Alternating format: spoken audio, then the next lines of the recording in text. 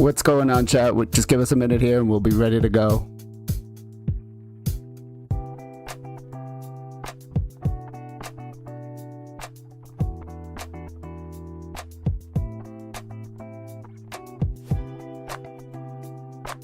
Got a lot of things to talk about this week in chat.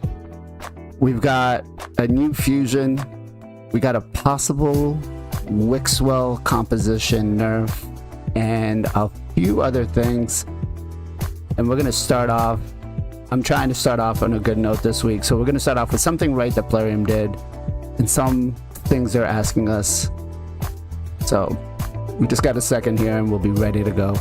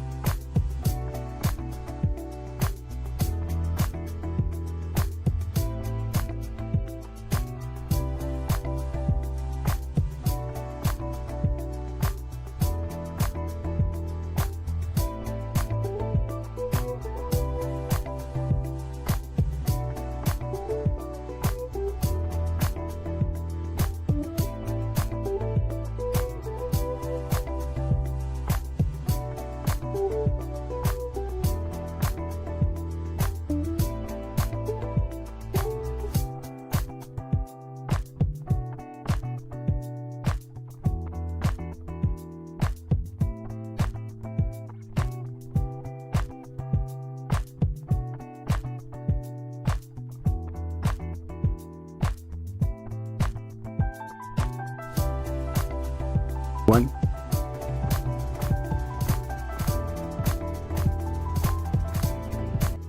What is going on, everybody? Welcome to another episode of the Knights of TELERIA podcast, and thank you all for joining us again on this wonderful, wonderful weekend. Man, oh man, we got a lot of things to talk about this week. We got a new fusion. We got a possible Wixwell nerf. PLARIUM is coming out of the park with some new things. They're actually paying attention to the token trader. It's only taken them 3 years. But yeah, I'm excited. We might be getting a new collaboration, but I think they want our input. We'll see if they take it or not. But before we get too far, let me introduce my co-host for the show today. In the top red box, we've got the double Teox Abuser Streamer of the Year, Mr. FinalKenpachi. Ken, what is going on, brother? I'm so happy, man. We are not gonna ask why. Why?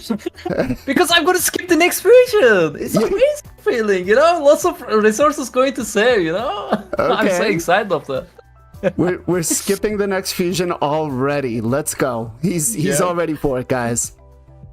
Yeah, besides that, my sister was having an engagement last Friday, and it was quite I'm still tired, you know? We have a lot of guests to couldn't manage the stream today, but managed to touch some grass. But yeah, I'm a little bit tired, but happy to be here. Then, how are you guys doing? Doing good. Congratulations to your sister. So, engaged or married? Engaged. Okay. Yes.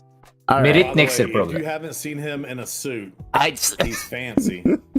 I looked at him too. I was like, oh my god. He actually he cleans up very nice. Next up, we've got my favorite late night streamer, Mr. MXPJE. PJ, what is going on, brother? How are you doing? Doing awesome. Watching some really awesome college football games yesterday. Hell yeah. Yeah, playing some new games, TCG Sim, we talked about that a little bit last time, and yeah, happy to be here talking about everything Raid with you guys.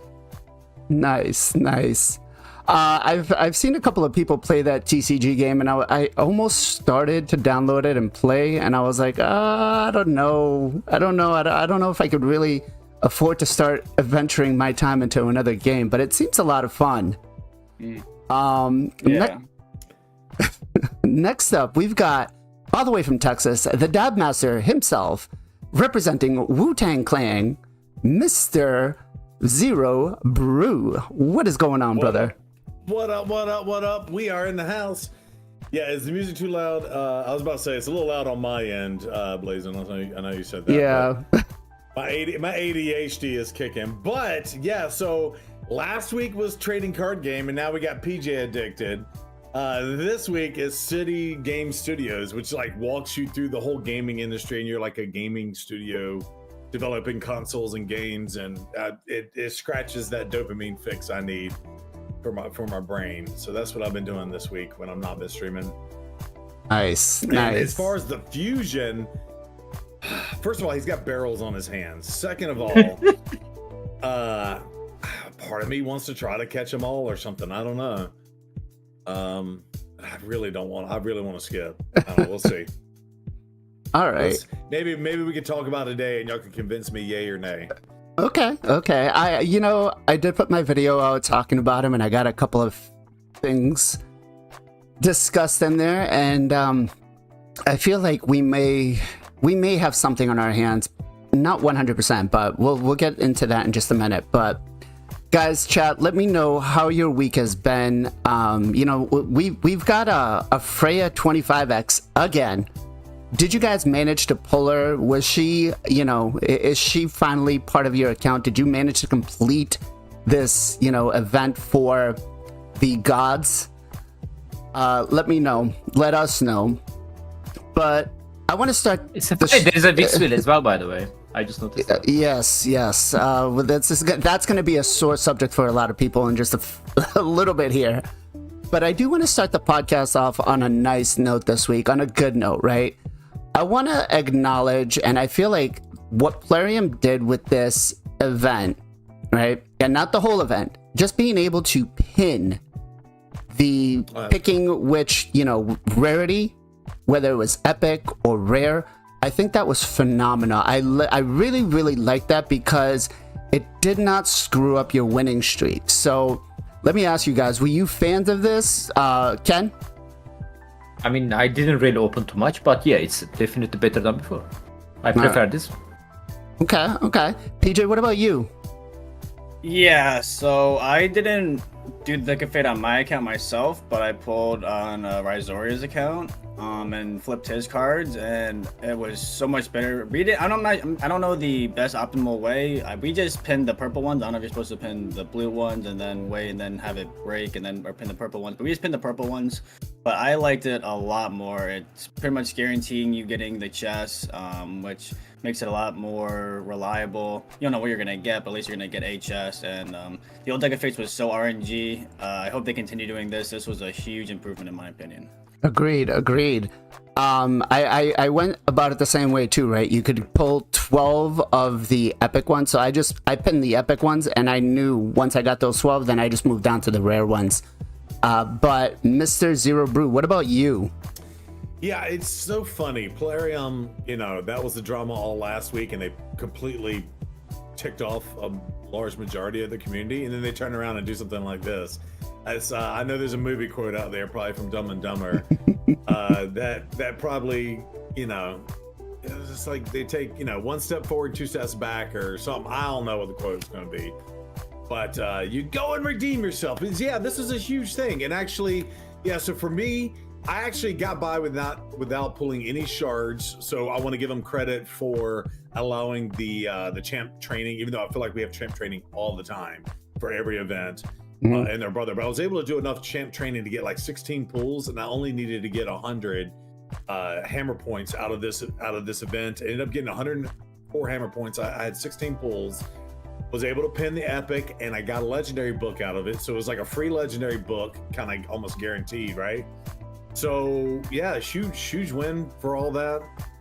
And then yeah, and I didn't have to pull any shards whatsoever. Now we did pull, so speaking of that, I did have my 2 free prism shards, and I kid you not, got my first dude. I got the headliner. Oh, I don't know his name, so I had 2 pulls. And I got the orc faction unity champion. So my first faction unity champion. Congrats. Nice. Yes. So I'm not double Teox up there in the top left corner. Mr. Free to Play, double Teox himself. But yeah, so I got him. That was really cool. And then what was cool is I pulled on Lizzie's account, well, one of them, and she only had 1 sacred, and we pulled and we hit the Freya on her account. So I was feeling that Friday night. Nice. That's phenomenal. Like I said, I know, I think iCrusher just mentioned you could definitely lose some rewards if you pin just the epic cards, but I feel like maybe I'm wrong, but I think the rewards because you can only get, 15 rares, right? So let's say best case scenario here, if we're looking at the gems, right? You could only get 500 gems. But if you got, the gems on 2 of the gems on here, I feel like the epic rewards were better than everything else, even for, being a lesser quantity. Do you guys agree with that, Ken? I have no idea, man. Like, I don't know. I'm sorry. But yeah, I think losing, rare reward? If you pin the epic? So yeah. I mean, epic reward is better. Yeah, the epic rewards were the... Right. Mythical Chaos or 6-star, 300 gems, 1,000 energy. Yeah, they are better. The Lego books, yeah. PJ, what about you? Do you think that pinning the epic cards was the best way to go about this, or were there better rewards to get from the rares and the uncommons or commons? Yeah, so I'm not quite sure. When I was doing this, my chat was very conflicted. A lot of people were saying only pin the epic, and then some people were saying no, you should pin the rare, because then if you get the epic, it breaks your streak, but you still can pin the epic after. So then you can start a streak with the epic. So I'm not really sure, but either way, you should definitely be pinning something. I think there's no way you shouldn't be using the pin at all. Like, the rare ones are the uncommon ones aren't anything special, and and again, I rather if it does cost me the rares to get the epic, I still rather get the epic. The epic's just way better rewards. Okay. Zero, what about you? Yeah, I think it's a no-brainer. Always do the epics. Like mathematically makes sense because I did flip the cards on Liz's account too, and I think on hers, you know, we got the one epic and we pinned it, but then we pulled like 3 blues in a row, and I was like, oh man, that would have been a rare chest. But then just with the last 2 cards, I still got an epic on hers. So I got an epic on mine and I got an epic on hers. And again, out of 40 cards, we probably only pulled, I know I only pulled like 16 on mine, and I don't know how many I pulled. I can't remember what I pulled on hers, but it was under 16, let's just say.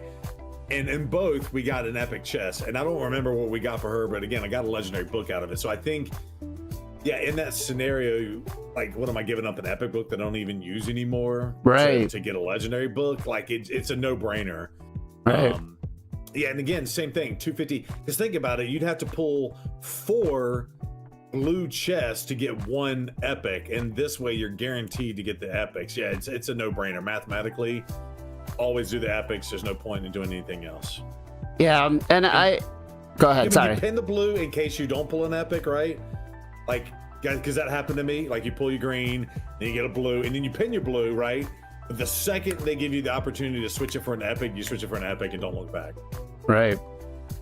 So it was definitely, I feel, way better. I went for the epic rewards. I felt like it seemed like every time I pulled the first card, it was always the Chaos Aura. I did it on like 2 or 3 accounts. So I don't know. I feel like the epic rewards, I guess you really have to see what kind of, you know, whether you're an early game, mid game, or late game player. Because as for late game players like us, legendary books and the Eternal Soul Stones, along with the Eternal Souls, are probably more valuable to us than, you know, the epic books. So that said, I mean, I feel like overall, go ahead. Yeah, sorry. And just to add, like, I have done these events where I've pulled all 40 cards, right? And so looking back on that, yeah, I got some green chests, and yeah, I got some blues, and maybe I got an epic once or twice in those events, but none of that mattered in terms of this. And I know if I go, how many epics is it again? There was 10 epics and 15 rares. Yeah, so yeah, you're right. I think if you do it the way you said it, you're guaranteed 3 epic chests every time. Yep. Like, that's 3,000 energy, or that's 900 gems. I mean, that turns into 11 ancients if you convert, which is a crappy conversion. I don't suggest people do that, but right. You know what I mean? Like, that's 3 legendary. Who wouldn't want 3 legendary books? That's a third of a legendary champion to book right? up. Yeah, exactly. It makes no sense not to do the epics. Yeah, I mean, I think the only reward I really didn't care for was the Chaos Aura, because it's just so picky trying to rework something and you can only do it one time. So I feel like this one was probably the weakest reward, but I gotta say, sure, hands off, Plarium. I mean, you did a great job with this, and I would say keep it up. You know, don't deviate from this. You've put this in, you've showed us you can do it. Keep it up. I think everybody here is going to give you 2 thumbs up on this event. So, can I ask a quick question about yep. the, like, you said like you opened a couple of chests for the Weaver and all of them got the Chaos Aura, right, on the first? Yep. The Dungeon Diver event was a diamond chest, right? I don't know if you guys go for that. Yes. Nice. I like to ask the people who watching us, like, if you got this reward, what did you pull? Or same for you guys, like, I actually didn't finish Dungeon Diver, so I'm curious because I see only one person on my chat, and it's a beautiful epic book there. Oh man. Yeah, no, that is actually, the rewards on this are great except for the epic book, and I feel like the barrel as well is kind of weak, but it's just way too much of an investment for me to be able to go for this, right? I just, it's too much. But did you guys go for this, Zero?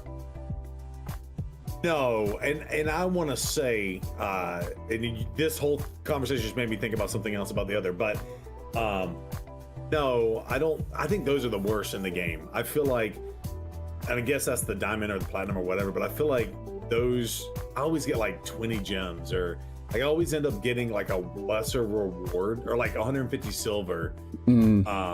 I always tend to get lesser because they're weighted too, right? Like what you get out of those are weighted, right? So like the silver may be 40% chance of getting the silver, and like what to do about that, right? Yeah, so like I don't really care for these at all. I feel like this is a way for them to lesser the slots. But that being said, going back to the other conversation related to this is I hope now that they've given us a chance to get those 9 epic chests, they don't lower those rewards. So I would even say, BLAZIN, take a screenshot of that 300 gems, legendary book, or whatever, because they may say, okay, now that we've given you that, let's pull this back and throw in a platinum chest or a diamond chest and get, you know. So if PLARIUM, if you hear this or listen to this, please keep those rewards the same. Again, double thumbs up, but don't like in a month or two like knife us and nerf what you're actually giving us in those chests. So yeah, I agree. Like that's I think a very snaky thing for them to do. I think Sus just said it the best right here. 2 thumbs up on the pin system. The deck event itself is kind of garbage. So keep the rewards, keep the pin system, just work a little bit better on the deck of event itself, because the gear on it, I mean, I really didn't keep much out of it. But PJ, did you end up going for this event right here with the Dungeon Divers? Did you pull anything out of it? I haven't finished it yet, but I think I might. I need to run more of the event dungeon, and this is just good overlap. I feel like I don't have like good enough pinpoint. I'm trying to get more, so I think I might. I like the rewards; they're pretty juicy. I'll let you know next week if I get anything good, but I haven't opened it yet. Okay. Like I said, I feel like the rewards aren't bad. I do the epic book and the barrel, probably the 2 worst ones. But overall, I think, you know, rewards like this are great, but the diamond chest I feel is too high, right? We should probably be closer down to platinum chests, and then, you know, diamond chests should be a lot higher. So, well, and I think I feel like they're nerfing those end rewards, making them not even worth going for. yeah. I really felt that way against the artifact enhancement. It was like 50 void brews was the top thing. Yeah, I noticed it's that, really crap. and I feel like they played with the brews because of the deck event, right? So I feel like they were just trying to help people brew up whatever they could out of the tournaments, because it was a lot of brews. What is this, like 50 brews here, 45 brews? The Odin Trial one had no brews actually. What was it? One of them had like 50. Yeah, even the arena one. So I feel like they were just trying to help people out with the brews from the champ training, which I guess it is what it is. I would have probably. I wonder taken the when energy. they are going to help the people who open in the shard, you know, for the event. You know, when we are going to see some ancient void shard, sacred shard there. Listen Come here, on, man! Like listen here, PLARIUM that Double happened to us. Listen here, Double T-Ox. Okay. All right, but I feel like, you know, this was a good part on PLARIUM, and so keep it up. Do this again. Don't backtrack. Now, and don't nerf those rewards. yes. I could see them nerfing the rewards. The epic chest is totally really gonna nerf it. juicy. Yeah. And now that it's guaranteed, I fear that they might happen, but I hope they don't. I hope that they're getting better at this. Now, the next thing I really want to discuss is this. You know, they're looking for another crossover, and I don't know about you guys, but when I saw this post, I was like, you know what? I want to get some feedback. I want to do a video on it, and I want to hear what people have to say. Now, chat, let us know, who would you rather see, or who would you want to see in a crossover coming into Raid Shadow Legends, right? We've had Rhonda, we've had Ninja, we had Alexander, who has been really done dirty as a Vault Guardian. But let me put it to you guys now. Zero, I'm going to start with you. Who would you want to see coming in as a new collab? Yeah. I honestly, I don't really know. I think though I like, because the Asgard crew that we have currently going on right now, because that wasn't proprietary, if you will, that it's going to stay in the game. I like when they give us these things, they stay in the game, right? So like Xena's gone, right? Like nobody can. Correct. I know that was a pay to get, but it's gone. And then, you know, it was cool that they gave us the Ninja So we always thought that was never going to happen, and so I'm very glad to have that. Yeah, what were you gonna say? No, I'm reading chat here, and Haji says SpongeBob. I'm like, come on, bro. SpongeBob, hot to a girl. That's funny. Transformers. Yeah, it's tough, right? Like whatever it is, I hope it's just proprietary. Not meaning it's not like some weird contract. Like I guess maybe they think they're gonna get like signing Ronda Rousey. They get like or Ninja. They get this exclusive big bump to their game. But in reality, for us, I don't know. Maybe I'm speaking for myself and not the rest of y'all. But like, I just care about playing the mechanics of the game, right? So whatever's really cool. I feel like the Asgardians fit. I feel like the Blade. Again, going back to the Blade Master, like that was cool. They're cross promotion the Monster Hunter thing, but it's proprietary and it's gone. May come back. Whatever. I don't know. So whatever it is, I hope it's not proprietary from that perspective. I don't know. I'm all about Lord of the Rings. I mean, if I were to give you specifics, I think maybe it would be really cool to introduce the new race and tie something in with that. Okay. Yeah, like maybe that's a double whammy or double win for them. They could use for some good publicity, but yeah. Okay, Rosario just sent me this from Dark Souls White Wolf or Great Wolf. Okay, I really, you know what? And this one would actually play really great with Packmaster, so I definitely am a fan of this one. I'm still holding out hope for Fenrir. Okay. That would be the most epic drop. I mean, if they could create a character on the fly right now and introduce it, they should. That would be so cool. Have him interact with Packmaster, but yet be Loki's son or whatever, and done and done.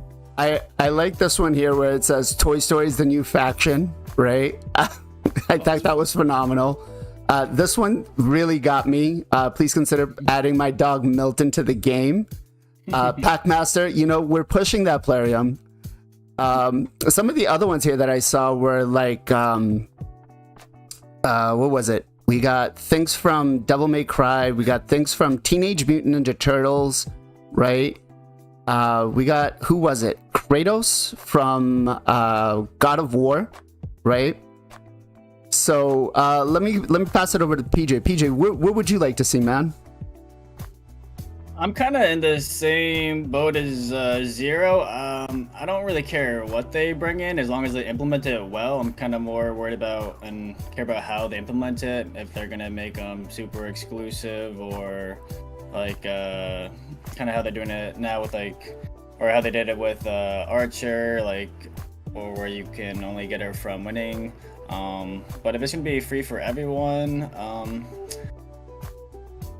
I don't really care as long as I want something cool. I mean, they could do like maybe like a singer. They could do a DC or Marvel. I mean, that would be super expensive, so probably not. But I like the Asgard area they're doing. I like mythology. Other games could be cool. Yeah, I don't really, as far as specifically doesn't really bother me. I just care about how they implement it, really. Okay. Conan the Barbarian, but we gotta have, Arnold's freaking Schwarzenegger in it, right? No, don't do like Chrissy from Arnold's down the already in street. game. I feel like, what's his name? Falmond looks like Arnold. Belmont, okay. Well, I saw this one, the Grinch. I was like, we got Grunch Killjoy. That's pretty close. Yeah. One of the ones that I really wanted to see was like He-Man and the Masters of the Universe, right? Yeah, I was He-Man. Get like Mumra in there. I feel like that would be phenomenal. Ken, what about you, man? What do you think? That's Thundercats. Mumra's Thundercats. Mumra, sorry. Skeletor. Skeletor, that's what I was thinking. Sorry, Thundercats is Mumra. Is that Mission I would Rocky? love Thundercats too. That might be it. But Ken, what would you go for? I don't know, man. I want something sexy, to be honest. Like, A model. Okay. yeah, like Lilith would be nice from Diablo 4. Okay. Yeah. Okay. We already have Duchess Lilith, but it's a different. I'll definitely wail for her. Like, not gonna lie. All right. And maybe Chuck Norris will be nice, or is that too OP? Wait, I think it's gonna broke the game. Yeah, I think Chuck Norris might just break the game. You know, just You know what fun? I believe Armas can still counter him, by the way. Yeah. probably. We should We got The Witcher here is what's suggested. Yeah, Witcher would be nice though. I think that's kind of cool. Final Fantasy crossover. What else do we have? Teenage Mutant Ninja Turtles, the original ones. And I think that actually works out the best because each one of them already has their affinity built in, right? So I think that would be kind of cool. Yeah. I don't think Barney is the answer. I'm sorry. Kratos from Gods of War. I could see that happening. Oh, Alien would be nice though. Aliens, yeah. Yeah.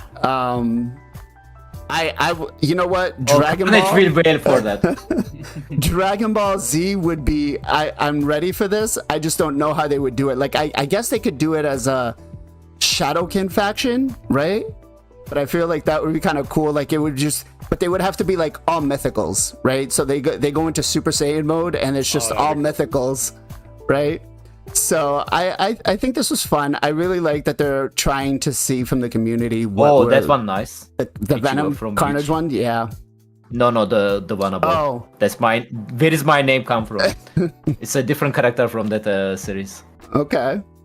I feel like whatever they pick, they got to do it right. They got to do it, you know, try to keep the license long term and make it sure that, you know, I get that they're limited time, but anybody who is currently playing should be able to get them, right? Let's not block it behind a paywall. The only one that I'm gonna Go ahead. just jump in. I think they did a really good job with Death Knight, right? Like that's their own IP and all that, and I feel like they put more marketing and time and attention behind Death Knight than they did most of all these other ones. I don't know. Yeah. Maybe not. Maybe Rhonda, because she had the commercial with her creating her character and picking the thing. Like that was a whole thing. But even Death Knight still, I feel like, had commercials. I don't know.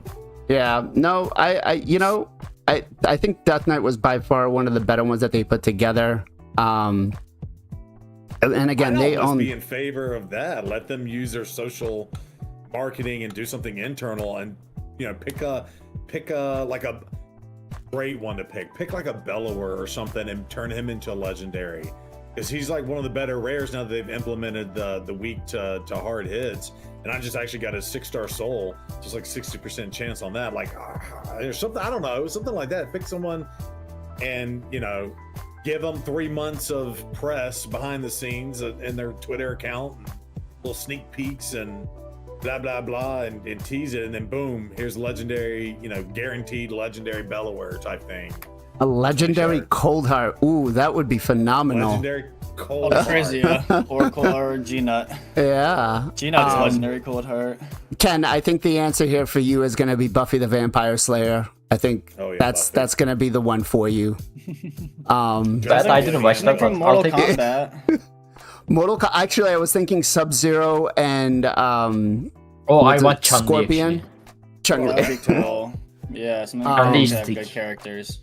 But I think you know, visual wise, they're gonna do phenomenal. I want whatever the IP is going to be in long term, and make it accessible like you did with, you know, the Odin or the Asgardian event. I think this is, for the most part, is gone over well, right? I know that again we're capped behind paywalls and stuff like that, but I feel it's better than what the Rathalos, you know, Blade Master event was, where we just kind of, once it's gone, right? So that said, if you're on the YouTube side, in the comments down below, put down what you guys think, and you know, let's have a discussion about this. Go ahead. I got it. You opened up the Mortal Kombat, because the whole Asgard, you're like bringing a different lore into the game and kind of making it fit into the world of Teleria. Like Mortal Kombat actually would work. Like what if they opened up a portal, right, to this world, and hey, our best champions versus your best champions. And I do like, and I think we need to give them credit with the Asgard Divide, that they gave us this new temporary dungeon. Yes, it's a new gear set. I know we had a lot of concerns about all that, but I really enjoyed being able to put my energy into something else for the last like 2 or 3 months. It'd be really cool. Maybe they had like a Mortal Kombat tournament, or they revamped some sort of arena or something to be like a tournament bracket stuff. We've always been asking that. That would be epically OP, but I think Mortal Kombat's such a big IP that would be very expensive and hard to pull off. But Oh yeah. I think that would be amazing. I like Illidan here from Mortal Kombat. I like Jason, right? Spawn. I think Spawn would be phenomenal. But yeah, I think they've got Sub-Zero. Well, I guess if that comes in, we know where they got that from, right?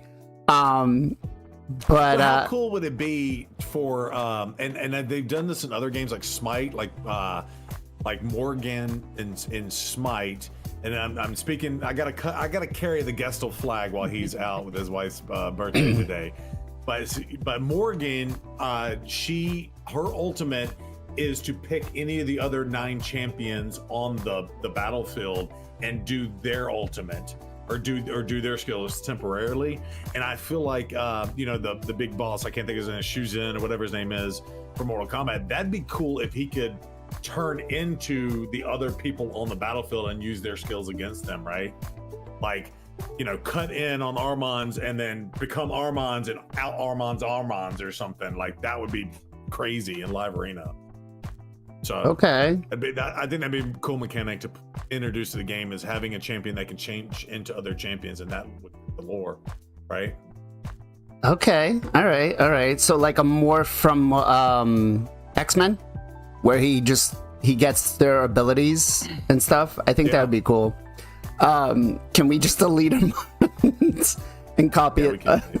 We could probably delete them on. I feel like a lot of people. Worse. Yeah. Bringing Kirby. Now that Kirby. Thor's in the game, not Thor, but Loki. Odin. Now that Odin's in the game, oh my god, it's so bad. We need to talk about that at some point too. Yeah, I don't want to see Pokemon, please. No, I don't want to go back to Nintendo's Pokemon. so expensive. Skeletor, I'm all for this. Let's go. Oh wow, is right that here. Ultimate Bunny? This right here is your wifey. Take my attention. Yep. I should do the first Ascendant crossover with Bunny. Ooh, ultimate version, right? Ultimate Bunny, yeah. Yeah. But I mean, there are plenty of things that PLARIUM can go for. I would love to see what it is. I want to make sure that, again, before we give them the idea, because you know what they're gonna do. They're gonna hit us with that nostalgia. They're gonna go back to where we were kids. And again, this catch 'em all mentality, I get, and I know it's always about making the money, but just do it the right way, PLARIUM. Just do it the right way. But let's talk about a couple of things that people are going to start getting pissed about now, right? And number one is there's going to be, or it looks like to be, a possible Wixwell nerf. And if I got into the right screen, now I had seen some rumors and stuff about this, but I know that Nubraids did a video on this where there's code in the game already, and what it basically says is the multiplier is capped at 4. We don't know what exactly that means. We don't know shield. For the shield, correct. We don't know exactly what that means. We don't know if it's actually going to be capped at 4 times the buff, and that's what you're going to get, or if it's going to be capped at how much it's going to do. Now there is, because I currently run the Ironclad composition, and you can only build that shield up so much, right? It doesn't go any further than that. And I feel like if they nerf Wixwell, it's gonna be a problem, right? Everybody went for him, and they waited way too long, in my opinion, to do anything about this. So let's Ken, I'm gonna pass this over to you. Where do you stand on a Wixwell nerf? Yes or no? Can I say something else? Yeah, I know. If they Trunda. nerf Wixwell, it's guaranteed they are gonna nerf Trunda as well. You think so? Yep, because Wixwell is legendary champion. I was gonna say So that. far, How could you- all the nerf, if you not count the Togron, I believe the Void Lego, he was bug. So they fixed the bug, didn't nerf him. They nerfed the rare champion. right? They only nerfed the rare champion, right? So we are like, okay, they just don't like free-to-play people cheese the Hydra. So because of that, they nerfing the rare champion, and Wixwell, Yannicka, both of them is the Lego. And if they are going to nerf Wixwell but not touching the Trunda, I will seriously guess Trunda is the real person sitting on the CEO position at the PLARIUM, because it doesn't make sense at all, right? We even see her statue, man, on the raid show. Do you guys see that? There was a Trunda statue there. Like, bro, like, what the hell is going on there? Like, am I standing with this nerf? Yes, it's a cheese comp. It should be nerf. Is that too late? Yes. Same for the Trunda nerf. They should be nerfed before the Hydra craze started. But PLARIUM didn't do that, so yeah, it's gonna make lots of people upset if they nerf them today, both Wixwell and the Trunda, because people like, oh man, PLARIUM only nerfed the, like, PLARIUM nerfed the Cadaver, right? And left the Trunda alone. And people like, well, looks like they only nerf a rare champion. I will spend my resources, money on the try to get the Trunda +4 full awakening, you know. And I believe they are not gonna nerf her, right? That will make sense, right? Like, you can't blame these people who spent their money to get that thing, right? And PLARIUM didn't do any announcement like, hey guys, feel free to use her, she's Lego, you know, it's normal, you know, stuff like that. Instead, they made an announcement a couple of months ago. They said like, they're gonna change something there. They didn't name it, but they are gonna change something there. Maybe they was talking about the Wixwell, right? You know, and the changes that we are talking today, maybe it's all about that, right? But I believe they are talking about Trunda that day. And if they nerfing the Wixwell, leaving the Trunda alone, I really don't know, like, what's the point of that, you know? Because Trunda is the best damage dealer right now on the Hydra, and it's a cheese comp. It's supposed to be not that deal that high damage. So yeah.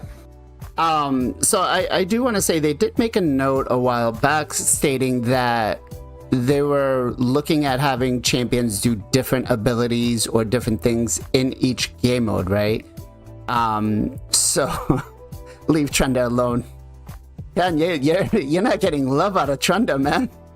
You got a lot of Trunda abusers. Even like a Trunda, I will still say she need the nerf, man, because it's a cheese comp. It's broken. Like the Armas.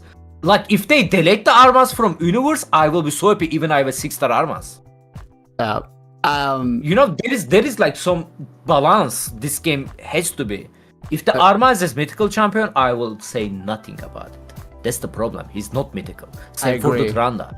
She's not mythical, and there is not even single mythical champion can reach the Trunda position there, you know?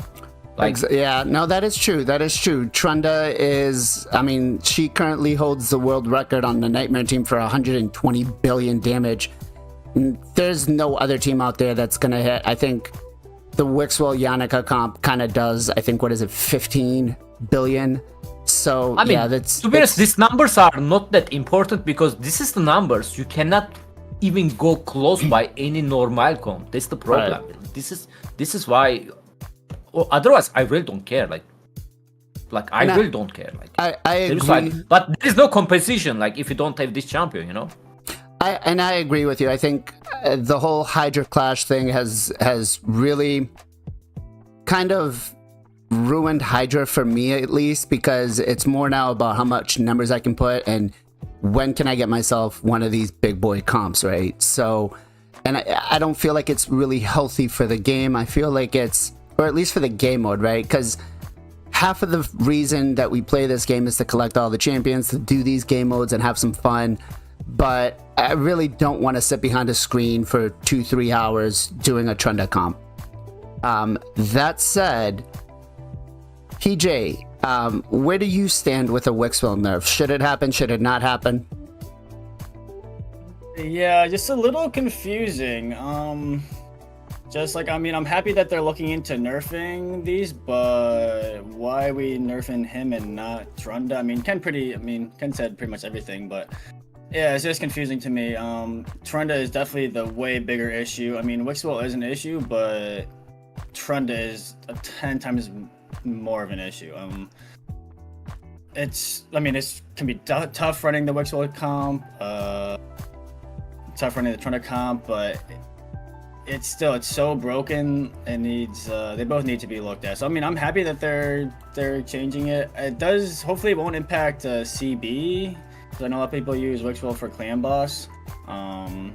So depending on how that happen or what changes with that, that could be an issue. But as far as like Hydra specifically, I'm happy. I'm all about getting the cheese comps out. I think it hurts Hydra. I think it'd be way better with having variety, having all these end game, late game accounts, like actually opening up their roster more to Hydra champs and not just running 3 Trunda teams would be amazing. So yeah, overall I'm happy that they're gonna hopefully do this. I haven't heard that they're nerfing or potential nerf, but if they did, I'd be happy. But it's just confusing that they're going for Wixwell and not Trunda, because Right. Trunda is way bigger of an issue than Wixwell. Even though Wixwell is an issue, Trunda's just so much more. So when we're talking about Trunda not being an issue, this was just something I did on Cuban's account yesterday, just messing around on normal. He just cares about trying to get that 1.2 billion damage. We're not geared great. We're not doing a lot of things, but I mean, Trunda did 406 million damage without any reset, right? And I know chat is, talking about the reset. I know people are really, really upset about how any of this goes. Personally, I do feel like they have waited way too long for any nerfs, right? So it's either Can I say something real quickly? Go I'm ahead. sorry. Like, I see this comment a lot. Problem is not Trunda, problem is the Yumeko. No, my friend, like, place any single champion in this game on the Trunda slot. You can use like 10 Yumeko if you want. Get me this number. Yeah, can I Get me this mention number. something as Plus, yes, perfect team need a reset champion with the Trunda, but you can also make this comp budget version. Maybe not nightmare difficulty, but you can use champion like Nia, Emik, Yeah. which is Hiva's fusion, right? We have the Lady of Iron now. She got a buff and her A2 ability is similar with the Emik. So there's a budget version as well, and budget version also super high numbers. So of course every comp has of course every single champion, you can build them amazing gear, then you can get the amazing result.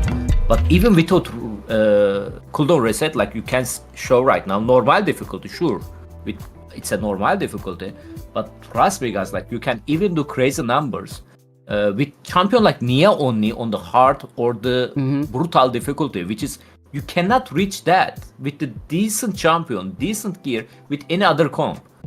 Unlike a cheese comp, so yeah, jump in on that. Yep. Yeah, so I have a clanmate running on Nightmare. It's 5-star Trunda, Freya, Tatura, Deliana, Islin, Lydia. I'm always just 14 billion on Nightmare. No reset, not even a 6-star Trunda. Yeah. The other ones don't even have blessings either. Yeah. So It's it's no reset, 14. which is 6-star is huge as well, by the way. Yeah, and it's a Right. 5-star, so that would be insane numbers if it was a 6-star.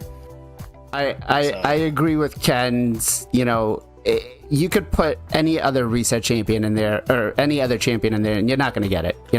Not even Ninja hitting for 1 million on the A1, or Varl who can do what is it on his A2 Bushido. or A3?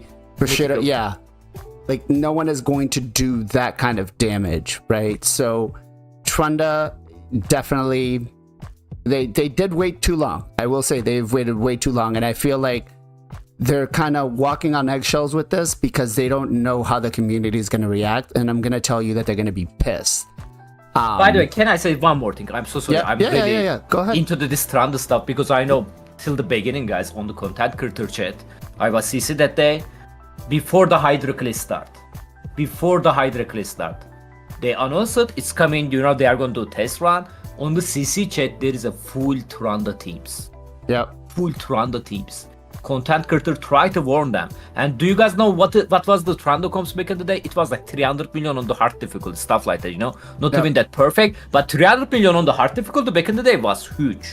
Yep. So they said, PLARIUM couple of times, guys, look, multiplier on the hard versus nightmare is not that huge difference between them. People going to abuse Trunda on the hard difficulty. Yep. They was saying like that. On this list, people have a nightmare team. And do you know what PLARIUM did? They released the Hydra Clash with the Trunda 15x, bro. Yeah. And after that, I believe it was who was that first person to build the cadaver comp? Victor Tess, I believe. Victor Chess, yeah. Yeah. Then everybody forget about Trunda because rare champion, right? Everybody get it. Then they nerfed the cadaver, but the Trunda problem was still there. And people just jump back to the Trunda, and here we are now. Guys, even back in the day, like, content creator did their job. Right. Let him just ignore them. Like how they are ignoring right now about the Armas. He have 100% pick rate. What you waiting for? Yep. Like, he has 100% pick rate and 100% ban rate, but exactly. You know, sorry. The my biggest fear to the Wixwell nerf, and again, I'm hoping that it's just for Hydra, as they stated in the past, where they're just looking to make the mechanics work different in there, is as Kanachi just mentioned, it's gonna kill people's teams for clan boss, right? People went for this fusion because he was phenomenal. He allowed a lot of early game accounts. You know, even my $10 whale account, I'm able to kind of get like a 2-3, you know, like actually like a 2 key, where I really shouldn't be in that position, right, to get a 2 key nightmare team. And it's kind of crazy. But Zero, where do you stand with the Wixwell nerf? Should it be done? Okay, so y'all ready for my ADHD diarrhea of the mouth situation Here we go. I got going on? Yeah, you I'm waited a all long over the time. place. I'm all over that. I Release just sat the here and Kraken. just shut my mouth and just let y'all talk. All right, so first of all, let me just level set my thought on all this, right? So a couple things on just going back to Trunda. We'll go back to the Wixwell, but on Trunda, it's coded differently than it's worded in the game, right? And they just never fixed it. I believe so. Okay, and then additionally, I think when they said that they were thinking about nerfing it again before Hydra was a thing, right? The community was up in an uproar completely, which is why they never did it, right? Mm-hmm. Just to confirm. Yeah.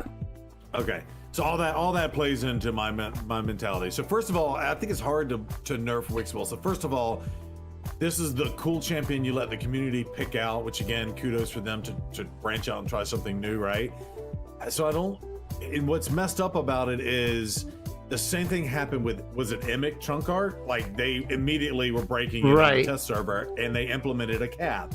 So I don't know why they would have given us this Wixwell and not put some sort of cap on. They already knew that this was going to be a potential issue. Now I don't think they saw what the Yannicka was going to do with it, but they already knew that not exploding shields, but letting shields grow infinitely was going to be an issue in the game with the Emic pre-launch nerf. And people were pissed about it, but they nerfed it before the champ came out, so there wasn't anything to complain about. I think it's really hard to do Wixwell like that. Now, that being said, putting everything into context, it wasn't an issue in Hydra at all until they implemented a competition. So I want to, again, I usually crap really hard on PLARIUM when they need to be crapped on, but we need to give them a lot of credit. And PLARIUM, if you listen to this, you need to hear me when I say all this. I think we all can agree we want them to release champions with different mechanics. Like, we don't want copy and paste. Like Glace is kind of a copy and paste of Duchess with a few tweaks, right? Right. Versus, hey, we're doing all these new mechanics in the game, right? To their credit, though, they've done. Sorry, not to cut you off, but to their credit, though, they started adding more debuffs and buffs and stuff like that. So they're trying. The problem is, there's already so much stuff in there. Like, if you look at how many debuffs we have and what they all do, it gets confusing for a lot of the earlier players. I mean, endgame players that have been playing for a while will kind of understand the concept and everything, but I still get questions like, why is this guy hitting harder when I use him, but now I put books into him, now he hits even harder than that? Well, it's because you booked them, right? So, and I know it sounds like a dumb question, but some of the player base still doesn't know exactly what's going on. So I feel like we might be throwing too much out with a lot of new mechanics, but I agree, like, we need something changed. Continue, sorry. Keep the game innovative and stuff like that. So I want to say I was very pissy about one person being able to do the damage for an entire clan. Like a whole 30 other person clan, someone with the right comps could out damage. That clearly is broken. But then on the flip side, and maybe I'm in game and I have a little bit of a different take on it, because I know you just were talking about the person. So then they've given us, hey, if you can do 1 point whatever billion damage, you're still getting something out of it, even if you lose the battle. So I think this is their way to compensate. 4 and 5 is still getting rewarded at an individual level. You're still getting some of the accessories and stuff. So I want to give PLARIUM a lot of credit for adjusting the different things. I think what PLARIUM should consider doing, and this is, I was using the exploring all the different options in the game to set up my next statement, is I think they need to do a balance thing. And again, not to go back to Smite, but when there are mechanics that are introduced to the game and clearly they're not 100% testing things, or they're not listening to the feedback to nerf things right when they get released, but I think there needs to be like a quarterly buff debuff. And I know they're kind of doing it already, but they need to just say, this is the part of our announcement. This is a part of our game. Every quarter we're doing balance changes, and that can be nerfing Armands, Wixwell, and Trunda. Be prepared for it. You are now in the know, and we're gonna buff the Longbeards and the War Chiefs and the Pixinals of the game, right? That are basically Vault Guardians. So I think if they approached it that way and just say, look, I get it. If you get the Trunda and you put all your resources into building this awesome team, we get that. But if they implement this type of mentality of, this is happening once a quarter, we need to balance the game to make it fair for everyone. I get it. You got your champion. You invested a ton of your resources that we charge you for in the game to build this comp. Unfortunately, we're going to nerf. Now, that being said, that's a good way to piss off the community too, because I will say I left Smite because they nerfed the champion I mechanically built around, and they implemented these controls to nerf specifically the 2 or 3 champions that I perfected, and it completely nerfed my comp. So, and I left the game because of it. So, I don't know. And again, I think that adds another layer of complication. You're saying people are confused now. Could you imagine trying to memorize what all these different champions do, and then they're changing them in the back end, right? Too. So, oh yeah, Trunda used to hit for. I took a month away from the game. Trunda used to hit for 80 billion. Oh, now it hits for 2 billion because it's been nerfed. How am I supposed to ever know that if I took a break from the game or whatever? So, right. I don't know. And chat. That's my thoughts. Let us know. Can I say one more thing? Yep, go ahead. To be honest, I think the biggest problem there is the PLARIUM is the silent. If they are gonna release a statement, hey guys, we are leaving Trunda alone, we are not gonna touch her. At least people, I'm getting question on the stream, people asking me, hey bro, should I put Trunda on my 15x? What answer should I give him? If I say yes and they nerf her next week, what's gonna be happen? Yeah, at least say that, say that, hey guys, we are not gonna nerf her. Enjoy. Then we can put her on the 15x. All of us try to get her and build her comp, right? But they are not saying anything, man. Is that too hard? Are you gonna nerf it or not, bro? No, at least say that. I think it's a question. Transparency would definitely be would go a long way from PLARIUM. Yeah, I think the transparency last week was I think no communication. They're working at some things, but the things that we really need, the transparency, the telling us off, because I was this close from making a go screw yourself off PLARIUM video because I was on the event for the Thor 5-star soul. I was unsure because I think I missed one event, but I wasn't really sure if I missed it or not, and I couldn't really look back, right? There was no calendar to tell me. And I was really this close away to making that video and being like, you know what? You guys need to go screw yourselves, and you need to be more transparent. I was going to jump on that bandwagon. I was really trying to hold myself back because I didn't want to be too negative. But yeah, the transparency thing needs to happen. Well, the transparency thing needs to happen, and they need to stop weaponizing what communication they do. I feel like they have weaponized the whole Freya Deck of Fate thing. Yes. Like they announced it right at the very beginning, and we've been on eggshells for the last 2 months, and now we've gotten a Deck of Fate. Has nothing to do with Freya. Yeah. I mean, they didn't say release date, so No, they didn't give us a. That's my thing. So they are communicating to everyone. By the way, you can get Freya this way, and it's been 2 months, and they're just dangling that carrot over us. You know, Well, and trying to burn our resources at the same correct time. me if I'm It feels wrong. terrible. Correct me if I'm wrong, but I don't think they told us that the Deck of Fate might even happen during this event, right?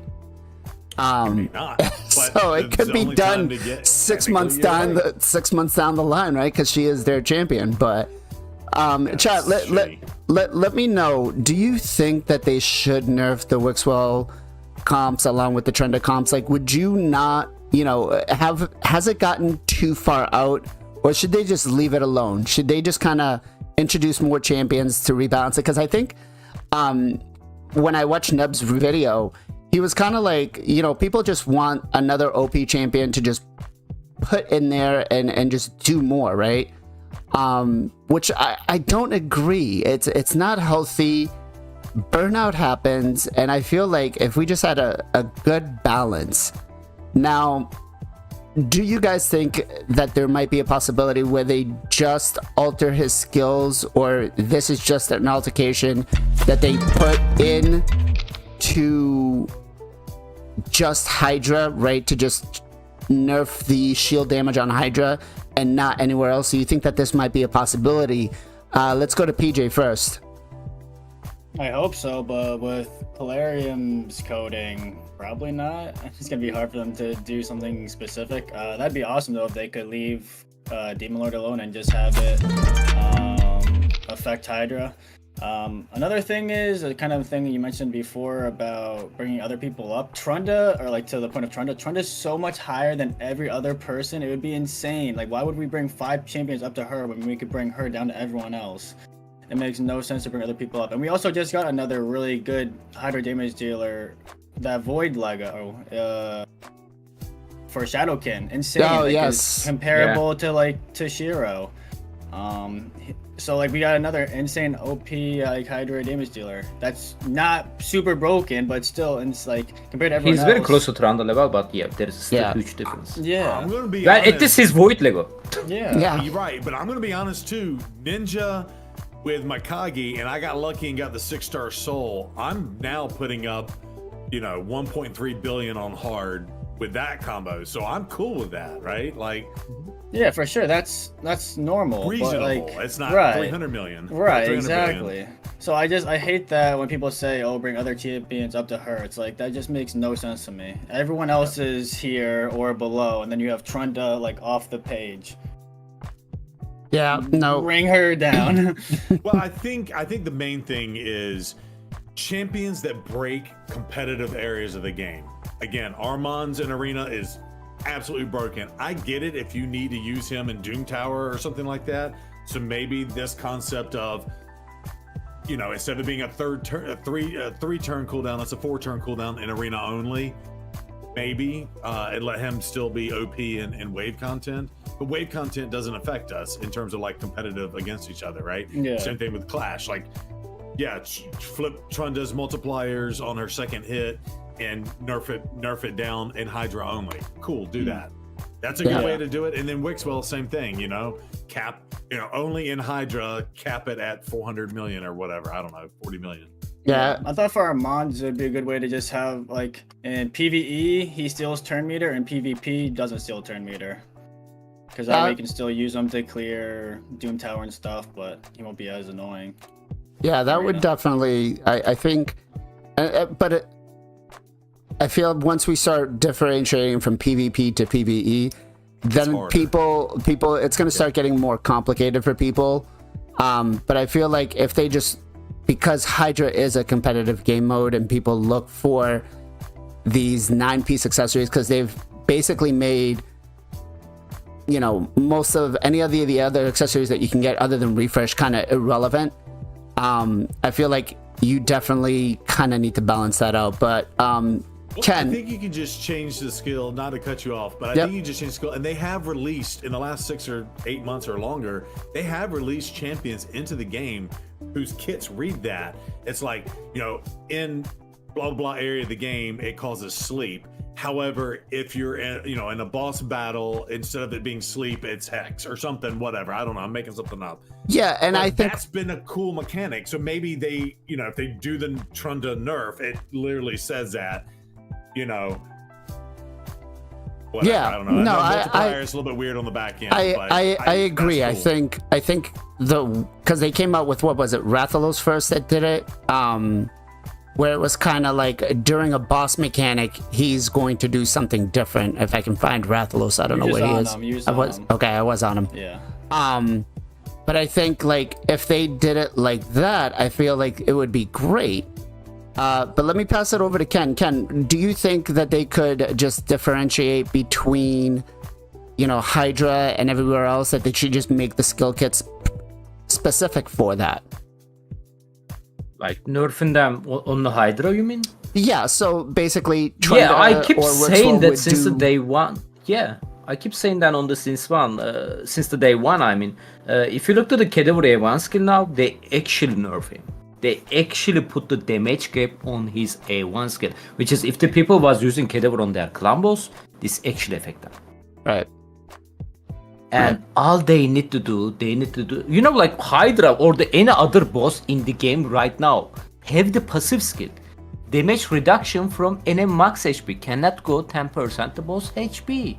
Yep. They just need to put the similar passive skill, copy paste that, and remove the NM max HP and maybe adjust the damage.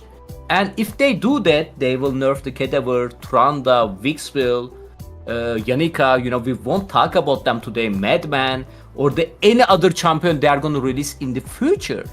All of the solution will be fixed, and this is only affect the Hydra, nothing else.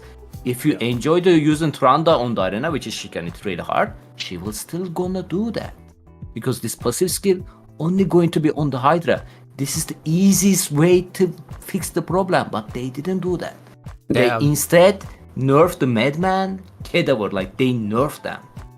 And of course they need to do like that, by the way. Like if somebody enjoying the using Trunda, like if he not using Trunda on the Hydra, like you cannot just hurt this guy, bro, like his arena team or something like that, same for the Wixwell, which is the Clambos. I really want more people can get the Clambos on the top reward as early as possible, because even you have like, let's say like you got lucky, you open 10 shard, you have a double man-eater, Seeker, Painkeeper, right? And I don't know, Dracomorph, right? You have this champion, right? Early game. Bro, you cannot build that. You need a gear. You need a book to book this champion, like it's insane resources you still need. You need to play this game for a while to finally reach in the split team for one of the best unkillable team is the bad leader team, right? Yep. Wixwell, with the Wixwell you can do that, right? It's Yep. totally fine with me because it's not a competitive play. Well, But- I think what Wixwell did is it kind of, since everybody's got that, they have no reason to go out and use their shards on champions like Demether or build those unkillable teams, right? And of course, that's going to affect their bottom line. I do want to make a comment here on one of the Ski Doodles 69 made a comment here saying one of the ways to force their hand to nerf these cheap comps would be a community-wide boycott on spending. So we've, I think it was JGEGS last year that did this whole no dime December, and I don't know if he's planning to do it again. There's been some talk about it, but I don't know if that really actually solved anything last year, right? And They communicated more, didn't they, to y'all during the content? they didn't really communicate anything about that to us, but No, I'm saying, didn't they, like, as a result, had a meeting and try to get y'all's feedback or they so that was communicate more on for the back that end? that was there was a meeting that was held between PLARIUM and their tier 3 creators, Okay. who have test server access, not all of us. But the problem with trying to do the boycott on the spending is, guys, there's millions of players out there. You cannot get everybody on the same page. And you know what my views are on something, what your views are on something, what Ken's views or PJ's or Zero's, you know, they're all going to be different. And what we think is a problem, a new player coming in would be like, oh, this is cool, this is great. They're not going to care, right? I think also boycott is not cool thing, guys. Like, people are working on this company, you know, they are getting their money from their it's their job. Like, right. Boycott is not right to be and honest. I think I believe when that whole thing came out, it was Hell Hades that kind of said, listen, a boycott isn't really going to work because those are people's jobs, right? Plarium doesn't care if they see that this game is not making money, all they do is shut down one button and say, game's done, we're over with, right? But it's the people's jobs, it's our enjoyment in this game. So I don't think that is a huge, I don't think that's the answer. I think being vocal, being expressive with, you know, what we do play and what we do. Listen, Plarium is driven by analytics. So if you want to hit them somewhere, use their analytics against them. Don't do the game modes. Do what you want and what you enjoy about in the game. And they will see that over time, right? Yes, 90% of the income comes from the top 10%. I don't think that's the thing, you know, because think about it this way. I know that Ash did, and I'm getting too far off the topic here, but Ash did the video where the guy that spent $1 million on the game, how much more do you think he's going to spend, right? If he's already bought everything, he's already got legendaries of everything, epic copies, there's only so much he's going to buy, right? Once he completely has everything. Related to that, how the hell did he spend that much? Because they cap what you can buy in a day. Like, is he just buying like the worst things to buy? I'm gonna buy everything today because some of the gear is just crap. He's got it, man. He's like, bought even everything. If you wanted to buy all the shard packs, you can only Bro, buy I don't- 3 or 4 a day. Like, I don't think it's $1 million, man. It's a loss of money, bro. It- I mean, raid is expensive, but come on, man, $1 million? I agree with the Zero. you Like, bought I don't everything. think. Yeah. I would guess like he would have spent everything in there.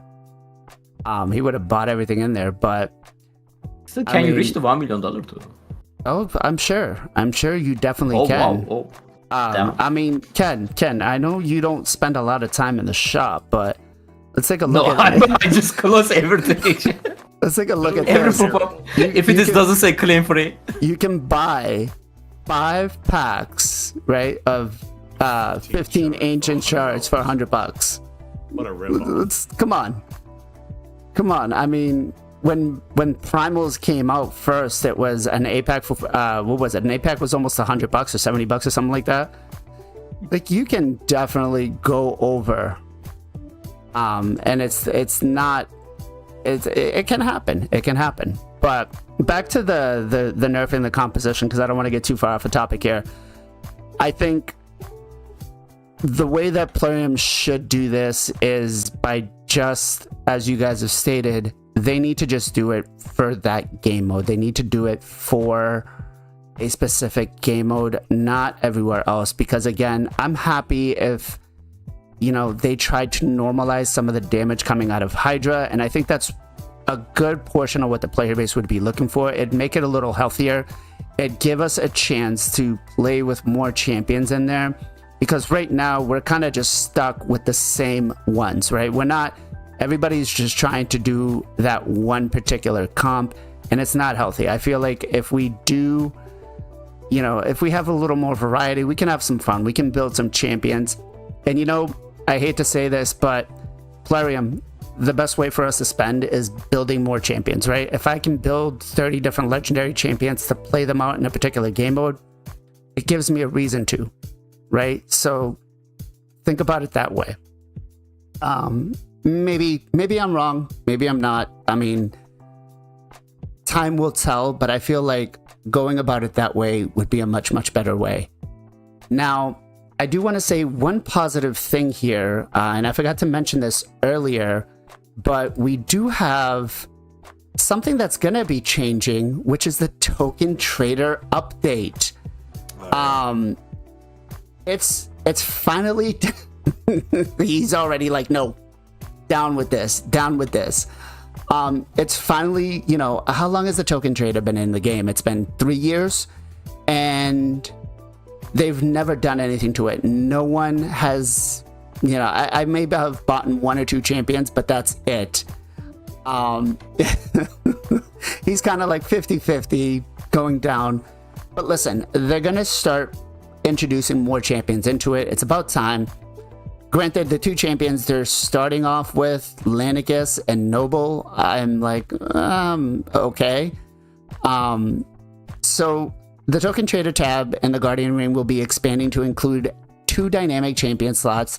These 2 will be on a rotating basis every 6 months, introducing new champions. The price will still be 3,000, which I feel is way high because we don't have, I mean, I'm not going to sacrifice empowering a champion to get a champion in there that I don't have, right? Guardian. Yeah, exactly. It's 6 legendary champions because we can't use rares or epics, and there's no other ways to try to get them from rewards, which, Plarium, you keep giving us all of this other crap. I think a lot of the community might be happy if you threw like 50 points or 100 points into one of these events. That way we can start getting some of these champions, right?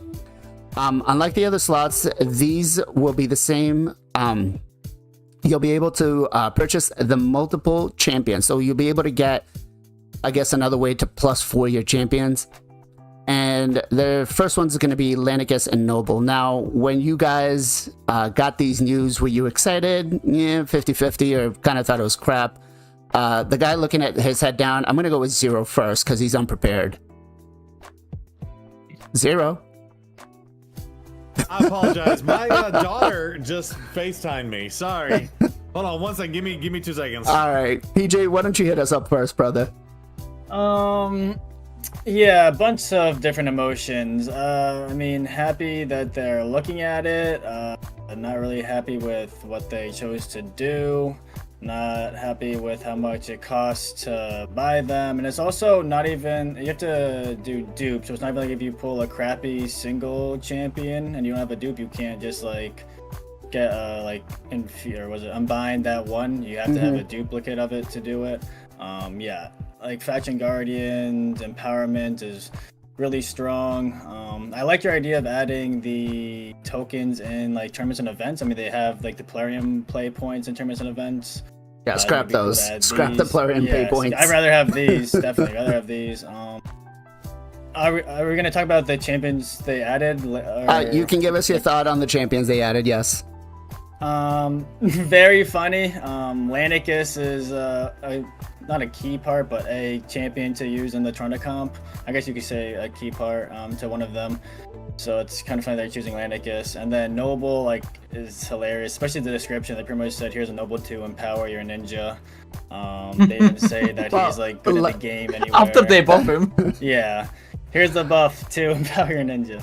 Let me just mention on the Lanicus one, she is helpful for Fire Knight teams, for players that don't have like a Cardiel.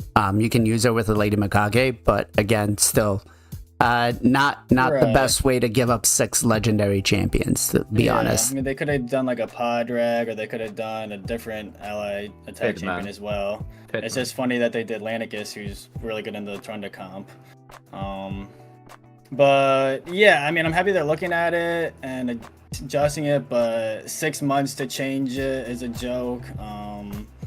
What would you think would be a better time frame for them to? Because remember, you know, looking at it, let's say Ken's perspective as a free-to-play, how long does it take for them to kind of get those tokens, right? If they get them. Right. Is it worth it to do it if they get, depending on where they're in the game? I don't know. Yeah, I don't know, 3 months maybe? Okay. So you'd be 4 times a year. 3 months over, what, 300 legendary champions, I think, or something to that vicinity. So you probably won't see that same champion in for quite a while, either way that they do it. But, okay. Are you ready now? Are you ready? Yeah, sorry, okay. I apologize. Yeah, my daughter turns 22 years old. My other daughter turns 22 years old Happy birthday. next Happy week. birthday. And so she, Happy so birthday, she's yeah. FaceTiming me Her brother is in town. He lives in Texas too, but they're like shoe shopping. They were FaceTime. Wait, So when I was next week, by the I way? talk to you, but I can't talk to you right now. Yeah, What's time? What's time? On the next week? Yeah. October 3rd. Yes. Oh, I'm October 5. Oh, there it is. Yeah. October 3rd. Yes. So, all right. So about this, this, like, kudos to Plarium for trying to do something to innovate or refresh a stagnant part of the game, but this system is not broken. Now, to Plarium credit, at least they're not selling us these tokens. Like, I could totally see them rotating these out every month and then just allowing you to purchase these super expensive tokens. I know, but it's not worth 6 faction guardians. It's not. It's not. It's just not. Like, why would I destroy, like, essentially, if you did the math on that, let's say on average you get a legendary every 15 sacred shards and they're worth $20 a pop, right? So you're talking 15 times 6, whatever the math is on that, times $20, and you're gonna get this targeted champion. It makes no fiscal sense whatsoever. I don't even know why this is in the game, to be honest with you. It's silly.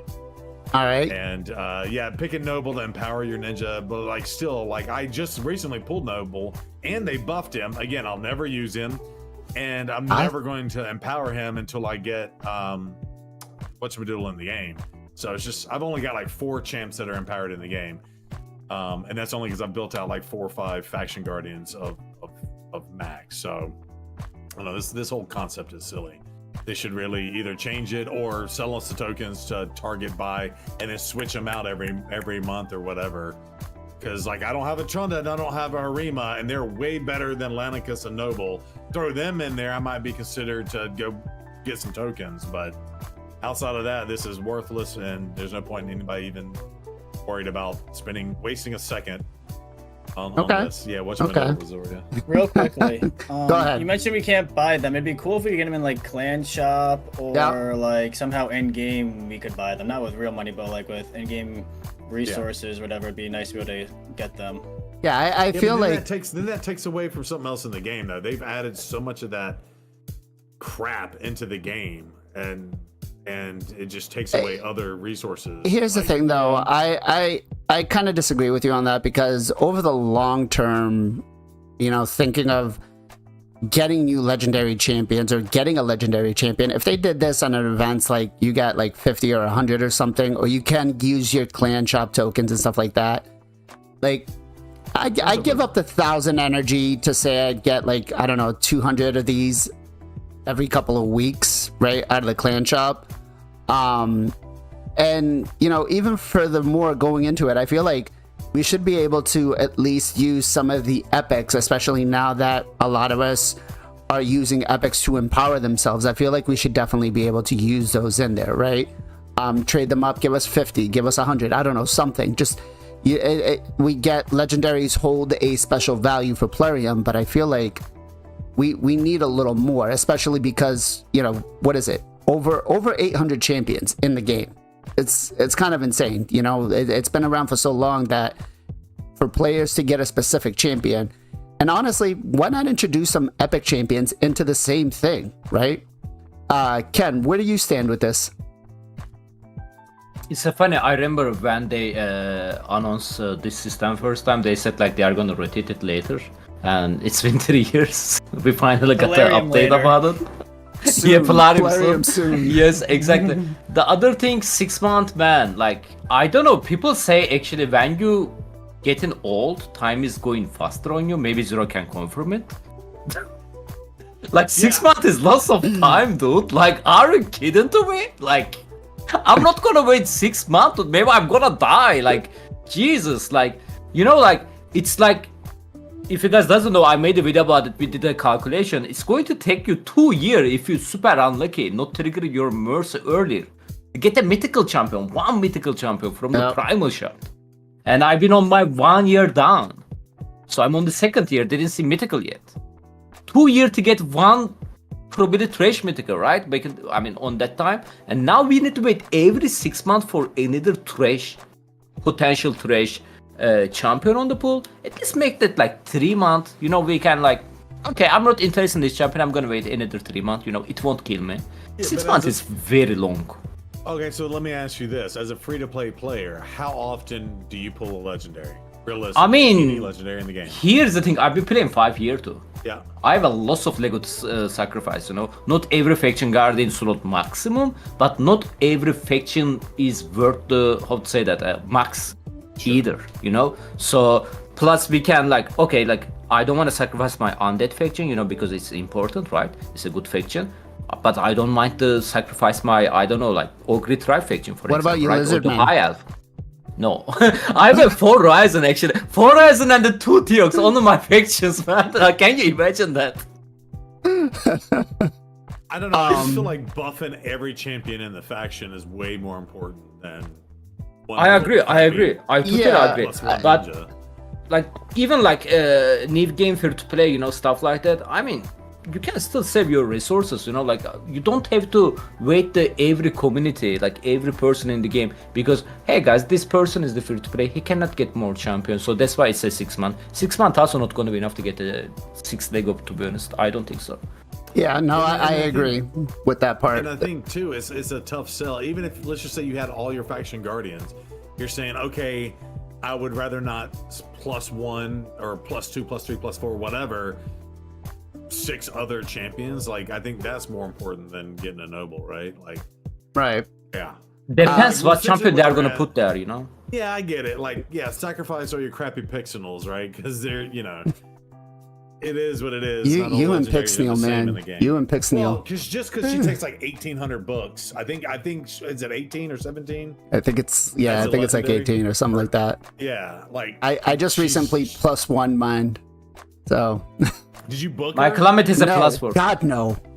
Okay, but yeah, that's my that's my point. Is she's the book equivalent of 2 legendaries, right? Like, Yeah, that's yeah, true. That's it's true. Silly. So I got another thing to see with this. Yep. Well, not with the the token trader. Well, with the token trader kind of, but it'd be cool if they would rotate like previous fusions every couple of months, like past fusions for people that weren't playing during that time or missed it out. They could catch up on a fusion that they missed. You know what? And that's actually not a bad idea. A, for past decent fusions, but B, like, why implement a brand new champ every 2 weeks or every 4 weeks or whatever? Like, they could give us a break, and that allows people who want to get plus or build out their faction guardians that are already hard to build out anyway, a chance to get dupes to do that, and or just get extra fodder to sacrifice for tokens, or not actually pull the fusion and you get your what's her face in the portal, the faction, go in the portal. They will never do that. They love the FOMO. What's her name? I mean, you can pull the shards. High Mother Maud. well, right? well, I think we're probably going to start seeing a lot more shard events with this coming in, and you know, watch them put in like a Yumiko first thing. People will just kind of go crazy. But I mean, overall, I feel like with that, you know, Plarium, give us some extra ways to get some of these coins. I think that's going to go well over with the community. I think 3 months is definitely a good time frame to switch over. And yeah, I think you know what, it's about time. That's all I got to say on that. And you made the comment, and we'll change subjects. But you made the comment earlier. They're all about their metrics. I would love to know when they release this new update for the next 6 months, how many people actually convert and get something out of the shop. Yeah, I'd love to know what that is. I'm sure it's like 10 out if of that. a million plus players. If that. If that, exactly. All right, so we got a new fusion starting next week, and it's Brugard Jeroboam. I guess this guy is supposed to be our Oktoberfest. Now, he was leaked a little early, which is what caused them to send him out. But first token trader champ is going to be Wixwell and Trunda. Oh God! All right. Let's go through the A1 here. Attacks one enemy, has a 35% chance of decreasing the cooldown of a random ally skill by 1 turn. If an ally has their skills reduced, right? Also fills their turn meter by 10%, books up to 50%. Now, the way I read this is it's not each hit, it's just one time of decreasing the enemy or the person's skill cooldown. I'm pretty sure it's each hit. It's each, is that what, so has a 35% chance of decreasing the cooldown of a random skill by one turn. So I was watching Neb's video yesterday. I wasn't completely watching it, but I heard him mention that it was each hit. Okay, so I mean, if it is each, it should be mentioned on the description. Like, if you look the champion like Husk A1 or the Eastern A1, it's saying like each hit has a chance of the London Provo. Yeah, so I think like if it was each hit, you're talking you've got almost 100% chance on a 2-hitter to reduce somebody's, and that would make it stronger than Ancora, right? Which again, Ancora is a better than Duchess, yeah, right? And that's kind of crazy. So same for Padre. Yeah, Ken, where do you stand on this A1? Good, not good? What do we think? Only good skill he have. Okay. All right, PJ. Yeah, it's a solid skill. They've been doing a lot of these A1 reduce the cooldown. It's cool that he also gives the a little bit of 10% turn meter boost. Yeah, for an A1, it's solid. Okay. It's this defense-based damage. Yes, he is a defensive-based champion. Zero, where do you stand with this? Yeah, I mean, it's great. I love Ancora in the game. I think mechanics like Ancora, and I think Podrick has it too, right? And I'm using them in Tag Team Arena right now. I feel like they're the only ways to semi-combat Warlords and Yamekos right now. To at least open up an opportunity for you to actually get your skills off against, you know, a super fast whatever Warlord. So I like the skill. I think it's great. Okay. All right. Turn. This round's on me. When I read this, the name of this, I was just kind of like, wait, what? This guy's got a problem here. But we get a full team cleanse, removes all debuffs from all allies, heals all allies by 15% of this champion's max HP, which is phenomenal, right? Instead of their own, we know that we can build this guy kind of tanky. Also heals each allies for 2% of each debuff removed from them by this skill. Places a shield equal to 15% of this champion's max HP for 2 turns. Again, decent, right? 15% shield. We do get some books in there to bring it down to a 3-turn cooldown and a little bit of extra healing. I kind of like this skill, right? It's not the best, but it's a good support for like a mid-game to early game account where they're trying to kind of work on Hydra or some of their teams and stuff. Overall, I'd give this like a 3 out of 5 because it's good, but it's not exceptional. You know, it's not extraordinary. Sorry. But Zero, where do you stand with the A2? Yeah, I'm all for this. Again, I really like Python. I think he's amazing, but he also puts the block debuffs out. I feel like right now, and maybe that's just where I am in Live Arena, but the meta has shifted so much to full control now, and it drives me absolutely insane.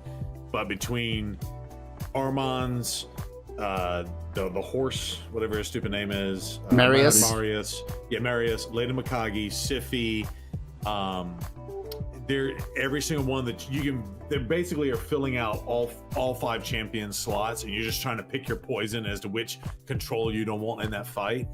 And I think having another champion like this, and I don't know if y'all feel like he's going to be best in arena, and I know we'll talk about the later skills, but I feel like you almost need a champion with a remove all debuffs ready to go to help combat what's currently in Live Arena. It's absolutely insane.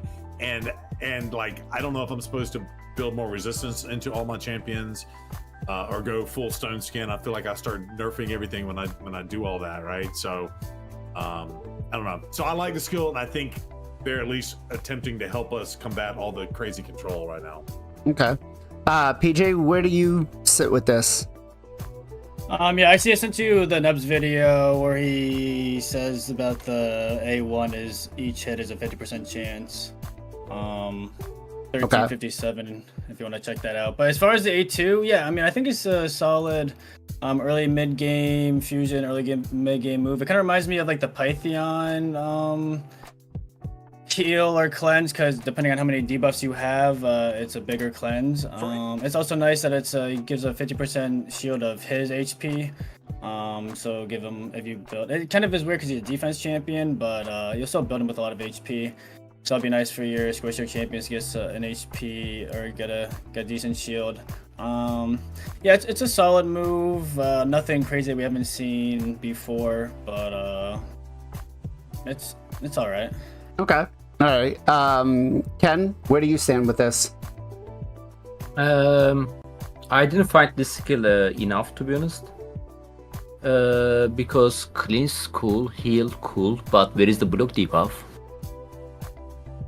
You know, it's a legendary champion. There is like 1 million champion can do that. Mouse to mage. He does give really us a Queen Tender. He does give us a 15% shield, right? So that's got to give us some and then damage. Torment gonna mitigation. freeze you again. That's After true. he cleans it. That's true. Who care about the shield, to be honest? Like, it's not that big. And People against say the like king, that sets him up to destroy your entire team too. That is true. Yeah. I got some comment on my video. People saying like he can be good on the early game, mid game account. I mean, sure, if you can book him, man. Like, who is gonna book the legend? I mean, it's a legendary champion, so you need to book legendary champion, which is you can get the pretty much the same performance by the epic or the, like I mentioned, rare champion. I don't think it's worth the build on the early game, especially Ogre Tribe faction. Even for the faction war, sure 6-star can help, or even 5-star actually. Ogre Tribe faction war is one of the easiest one actually. Like, you don't even need them in my opinion. So if there is a block debuff, which is there is a loss of cleanser, 3-turn cooldown, AoE cleanser with the block debuff, IRA low dam, it's reminds me of Wither, that skill actually. Because Wither also will cleanse, heal, that's all about it. The thing she's missing either revive or the block debuff to make her the solid champion instead of. She's bad champion, definitely not, right? She's a great champion, but that's not enough, you know, like to, you know, if you decide to put your resources on the champion on the early game, mid game, this champion need to carry you for a very long time, you know.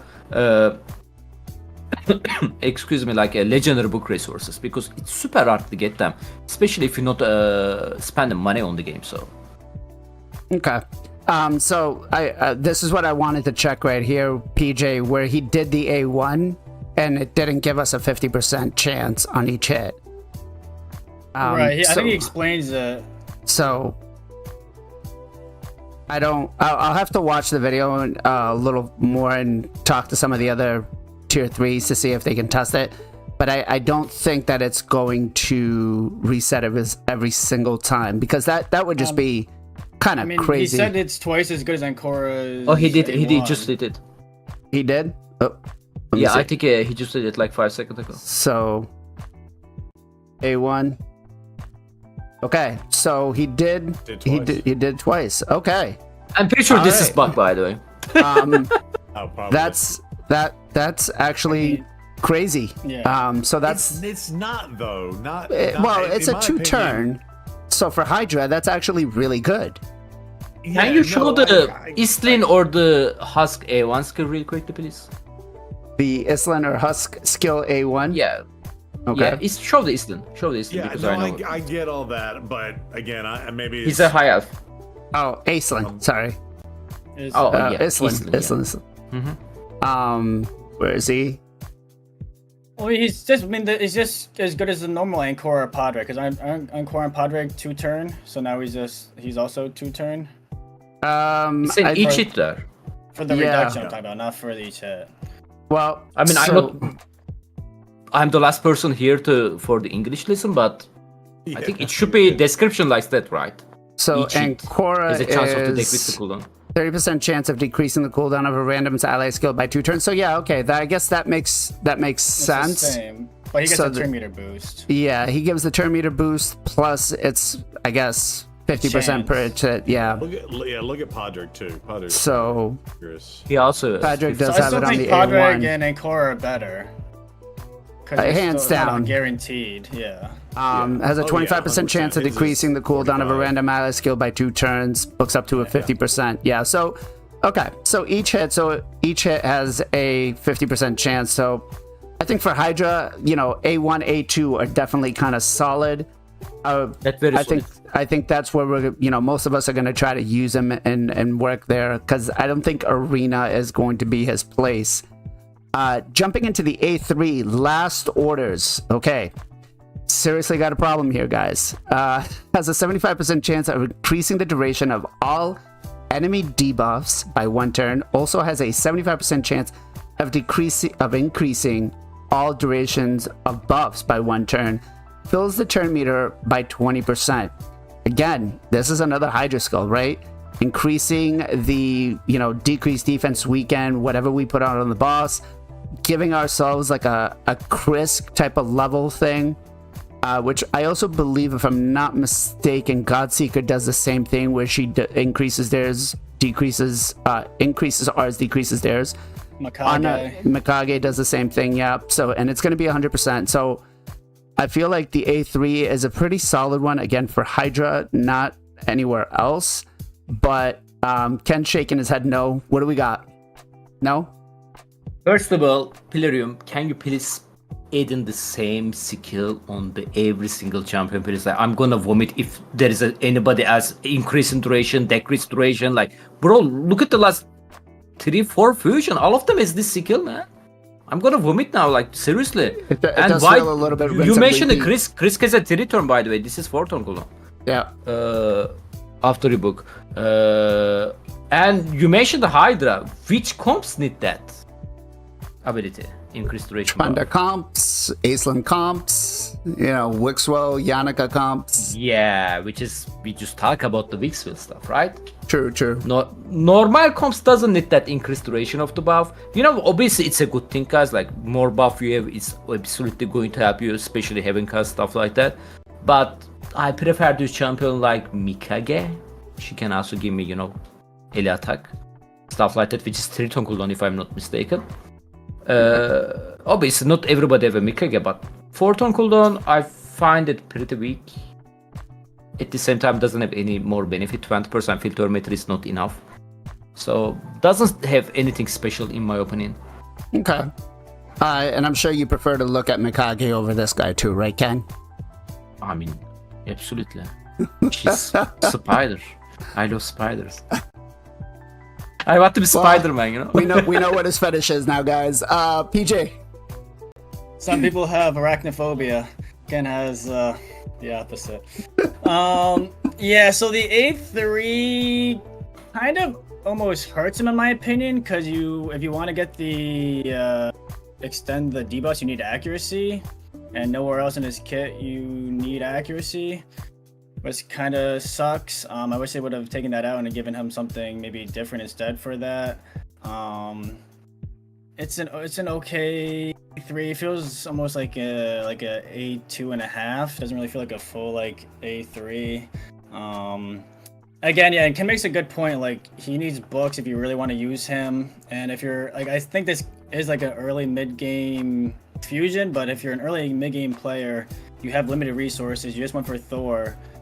Are you gonna go for this guy and then risk like an insane fusion next time? Like, I think he could be okay, but I don't know if he's worth it for a lot of people. I think he's gonna be a skip. But as far as the A3, yeah, it's okay. I don't like that it has to use accuracy. I think they could have done better. It's a 4 turn, like you said. There's people that have a 3 turn. Feels like a 2.5. Okay. Zero. Are you gonna let them have it, or are you gonna support them? Yeah, no, I feel like the consensus I got from the community as a whole, and maybe chat, y'all can confirm this or not, but I feel like about 80% of the community is like all on board and taking a break and skipping this dude. And I've done that for Morgan, Laura Naka, and Timid the full. And by the way, I just recently pulled Timid right after saying that, I think last week. So now I got Timid in my pool. I feel like I'm on the. First of all, I think he looks cool. I like the aesthetics. I like the barrel hands and the flaming. I didn't really see this picture yet. The flaming crown of bugle, like what was that skull? The Viking, drinking from a horn type thing, and they're flaming. That's kind of cool. I think I'm going to go for this. I know we're not there yet, but I think I'm going to go for this person. In terms of this champion, I don't like the fact that it needs accuracy. And a part of me is like, oh, he's solving the problems of cooldown reductions and also removing the buffs and giving some turn meter back, again, trying to help against Armands and those types of people. But then on the flip side, you read this, it's like, oh crap, now if you have something that increases buffs and increases debuffs, does it make those other comps even worse? So I'm worried about this A3 in terms of, do people actually use this? I don't think anybody's going to use him. I think y'all are right. It's going to be a Hydra mainly champion, but I'm pulling the Gestal this week and pulling it from a live arena perspective. I wonder if it gets slotted, and then I go back to, does this person get buffed in the future and then they become super OP? So I'm on the FOMO again on this one. Yeah. To promote that, I know PLARIUM loves to promote that FOMO, but I'm of the probably 15 or 20% that's like, yeah, I think I might go for this dude, even though I want the break too. Okay. Let's talk about the passive Absolute Legend. What do you think of the A3? Oh, what do I think about the A3? So I think the A3 is, again, looking at it as a Hydra perspective and more as an end game account, it's really, this guy's not going to make my team, right? Will I play with him? Of course. Could I use him on like maybe a Acelin composition? I've thought about it because of the passive, but overall, I think the only time you're going to really use him is kind of like if you're a mid-game, early-game account, and that's, again, this is more of a Hydra specialist. I don't agree with the fact that he has to have accuracy in his build for the A3 to work, but, I mean, what are we talking about? 250 accuracy for what most players are going to be for hard Hydra, right? That's the thing too, is like, I don't even look at the Hydra from that perspective, because granted, I have maxed out because I do play live arena, so I get the extra, was that 80 accuracy from the Guild Hall Challenge, yep. Dilio, and then they are notorious for giving us an opportunity to get a 5-star soul right after. Exactly. So you get the 80 from that and the 70 from that. You almost don't even need to build accuracy traditionally. PJ? So we got to think about who's going for this fusion if they get the fusion. I mean, it's mostly going to be like mid-game accounts. Like, they're probably not going to have 80 Great Hall. Maybe they're going to get the 5-star blessing. Right. The other thing I want to mention is, I think, so in Hydra, you usually want to bring, like, at least you want champions to bring something to the team, like increased defense, decreased defense, like different debuffs, buffs. I mean, this guy's a good healer. It would have been cool, but it doesn't bring anything like outside of that to Hydra. That's A1. Cool. A1, yeah, A1's good. But if they would have taken out the debuff, increased debuff, and would have done like increased speed on the A3, so then you got a turn meter fill, increased speed, and then extending your duration of your buffs or something like that, could have been pretty nice for Hydra. Well, or filter meter like 100%, that will be sick. Well, let's touch up on this passive here real quick, because I have something that was suggested to me.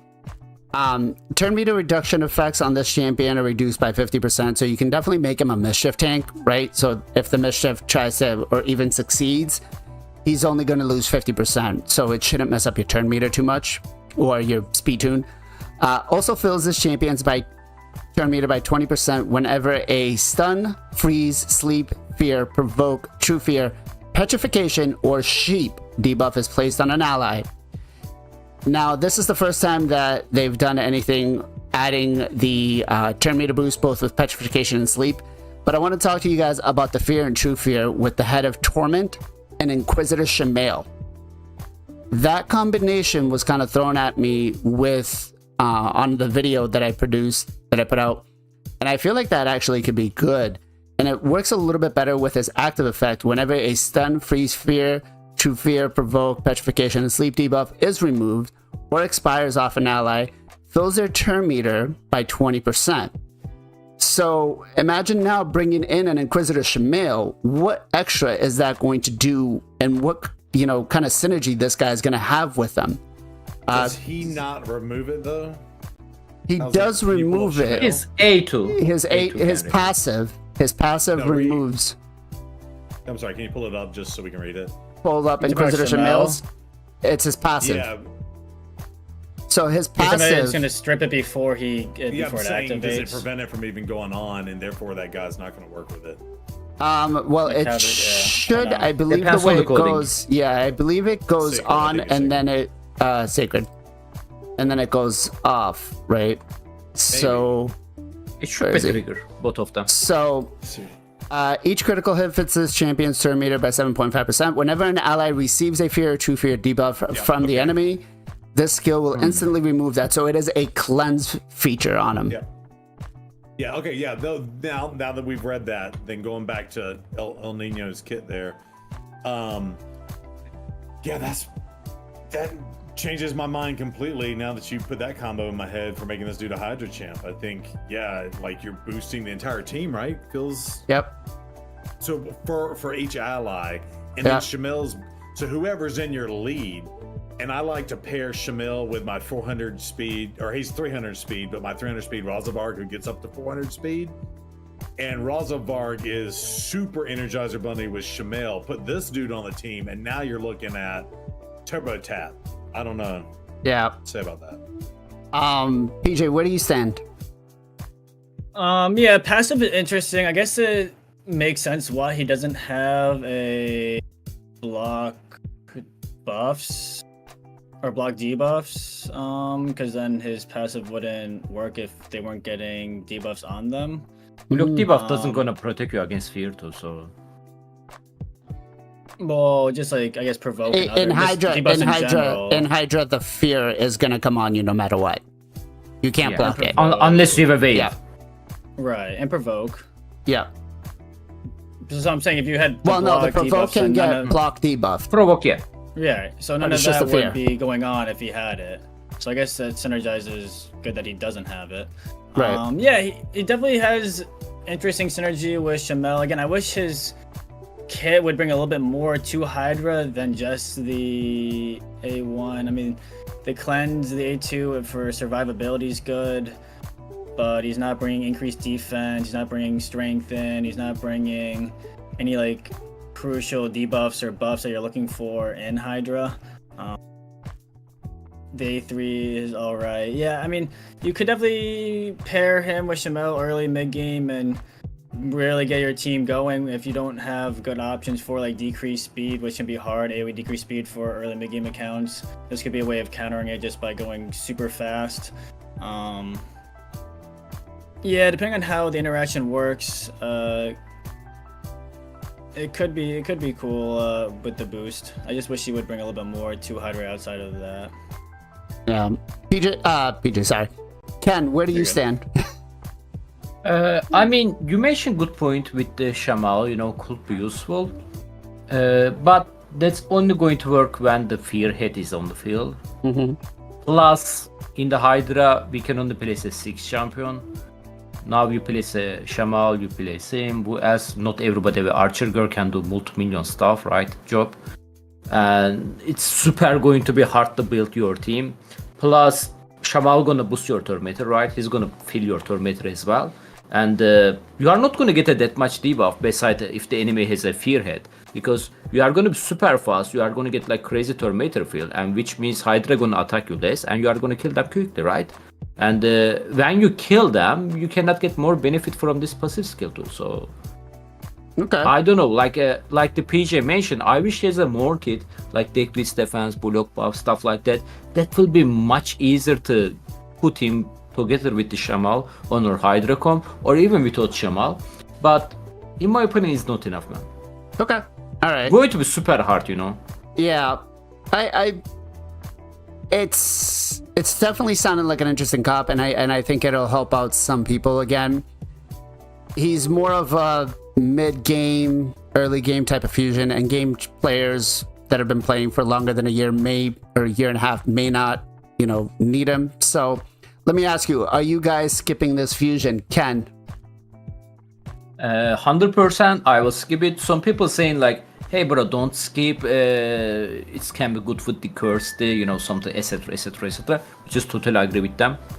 Kirsty, I don't know, actually we can use his condition, but definitely can help you. But here's the thing, guys, if you guys low spender or the free to play, you have to decide. You cannot go for everything, you know. You have to decide to skip, which is good for your account. You know, you can save your resources, prepare for the what's coming next. You know, we just got the Thor fusion. After that they release his soul event, and the Thor is definitely worth both of them, right? In my opinion, it's also worth the 5-star. So I'm actually getting to try to get the 5-star, and it's really hurt my account, you know. My silver are drained, my energy, I spent lots of gem, you know, shard as well. And yeah, I'm super happy that I'm gonna skip this fusion so I can save some resources and prepare something better for my account. So I can spend my resources again, you know. So no, I agree. I think Thor was a new level type fusion. He is an insane champion. PJ, will you be going or skipping? Quick question, or real quick. I feel like we've just reading chat. I feel like we haven't really been hyping this guy up. I feel like most of us been like kind of been tearing this guy down. I don't think we. I've been a little hypey about him. Because I mean, I'm hypey too. You know, it's like a 50-50 thing. Liquid. I mean, I don't know. I don't think that's like bad to read the kid and say it's a good skill. Like it's a good skill. Yeah. You say that. I think the consensus is most people are like, yeah, this is crap. Good time to skip. Yeah, okay. I mean, I don't know. It's like it's not like we're all saying, oh, this is a must go, super good. Like, oh, but yeah, as far as the fusion, this. So I pretty much haven't skipped a fusion since I first started playing. The hardest part about fusions is usually the shards. I have the shards. It's a fragment fusion. It's an Ogren, which I really don't care about faction guardians that much, is one reason why I'm leaning to maybe skip it, unless you have like Gerb Tuck or like specific reasons to use your Ogren faction, your like Lego faction guardians. Not a crazy must-have for me. I'm gonna see how the fusion is. If they have a soul event, I'm definitely not going for the soul event after. I probably will. I agree with that. End up doing it just because I usually do 50 to 60% of the fusion either way, just by playing dailies and just doing it. And I like doing fusion, so I probably will end up doing for it. But I think a lot of people will skip.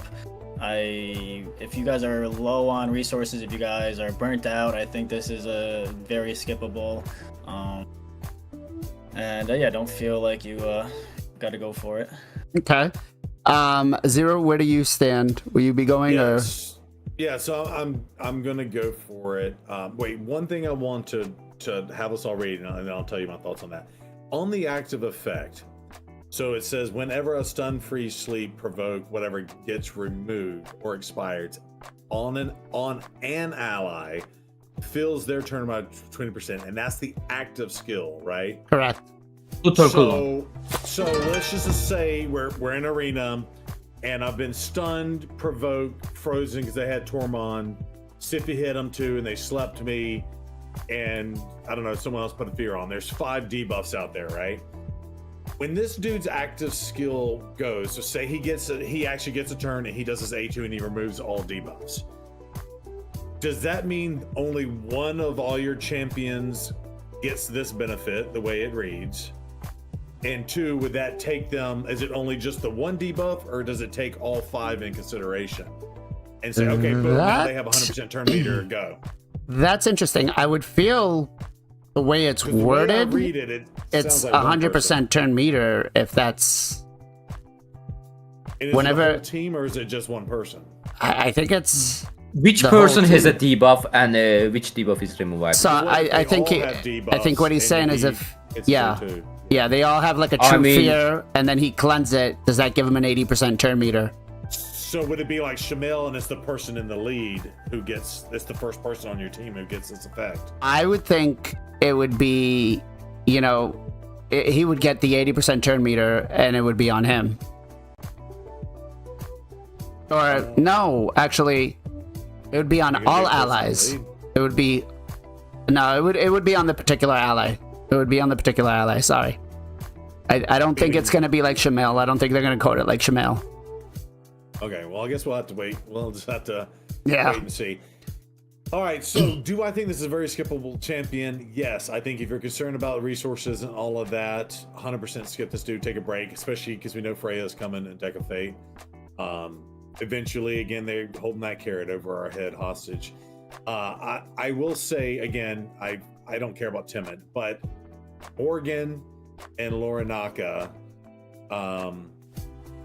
they have implemented stuff in the game that made champions on paper I thought were skippable. Okay, so like I looked at Morgan. Here's my thought process, right? So I looked at Morgan and I said, okay, I have what's her face, who has better turn meter than Morgan. I don't need Morgan. Okay, there's nothing in the game that would ever make me Lysandra. I would always use Lysandra over a Morgan. And then they've done Sin City A and had restrictions, and then B against Carnage, having that uncleansable heal that Morgan uniquely brings to the table makes her really OP for that fight, right? Yeah. But we didn't know that going into the game.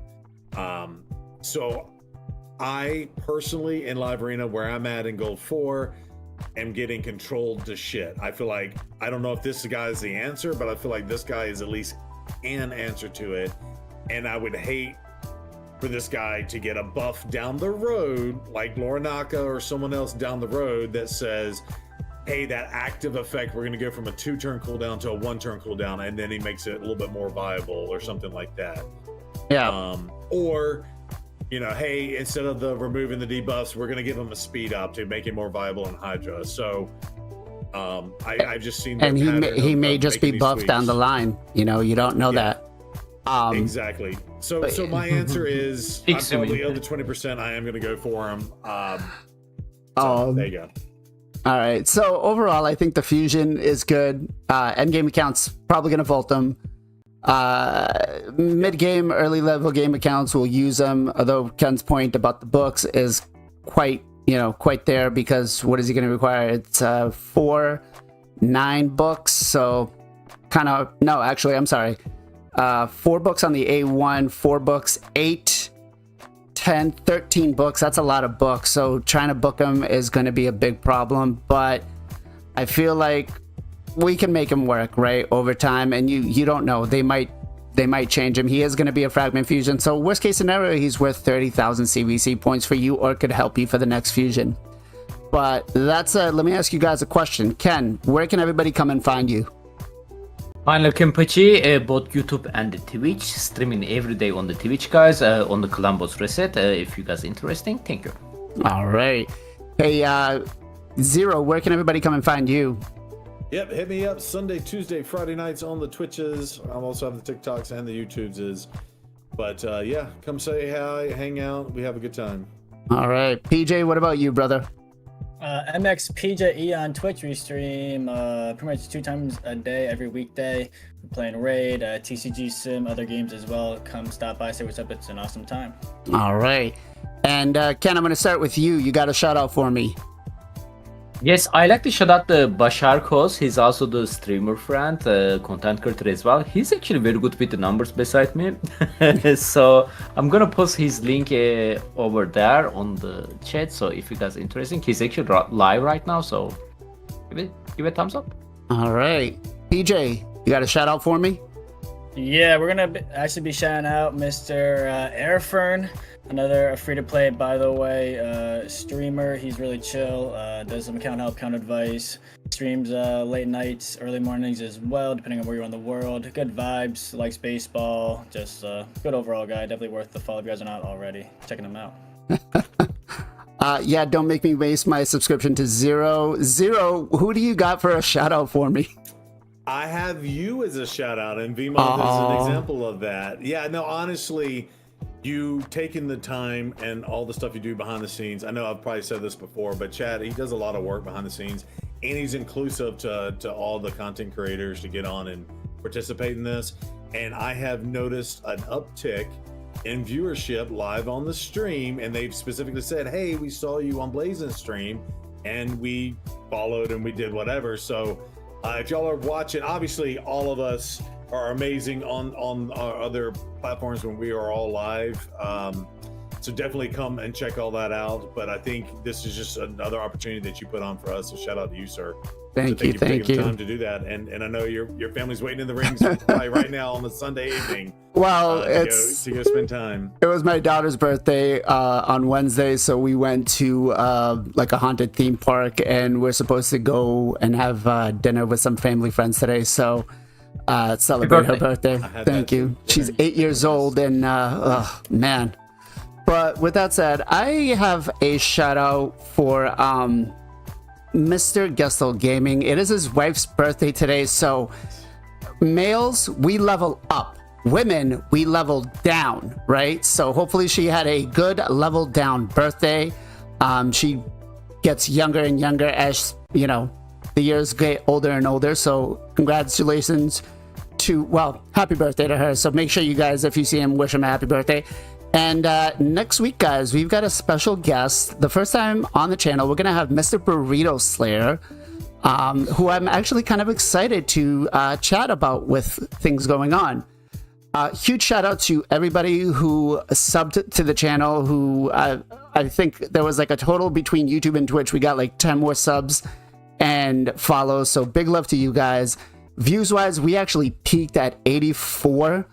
And the YouTube side is phenomenal. So thank you all so much for joining us here. As for Twitch, we are going to raid our boy Mr. JR*3. I think he's doing an account takeover or something. So make sure you guys show him some love when we head over there. And as always, guys, thank you again so much for joining us. We will be back again next week, hopefully with another exciting show, and give you all of our thoughts and opinions. And as always, guys, much love, much appreciation. Be safe, be well, be good to each other. We'll catch you guys next time.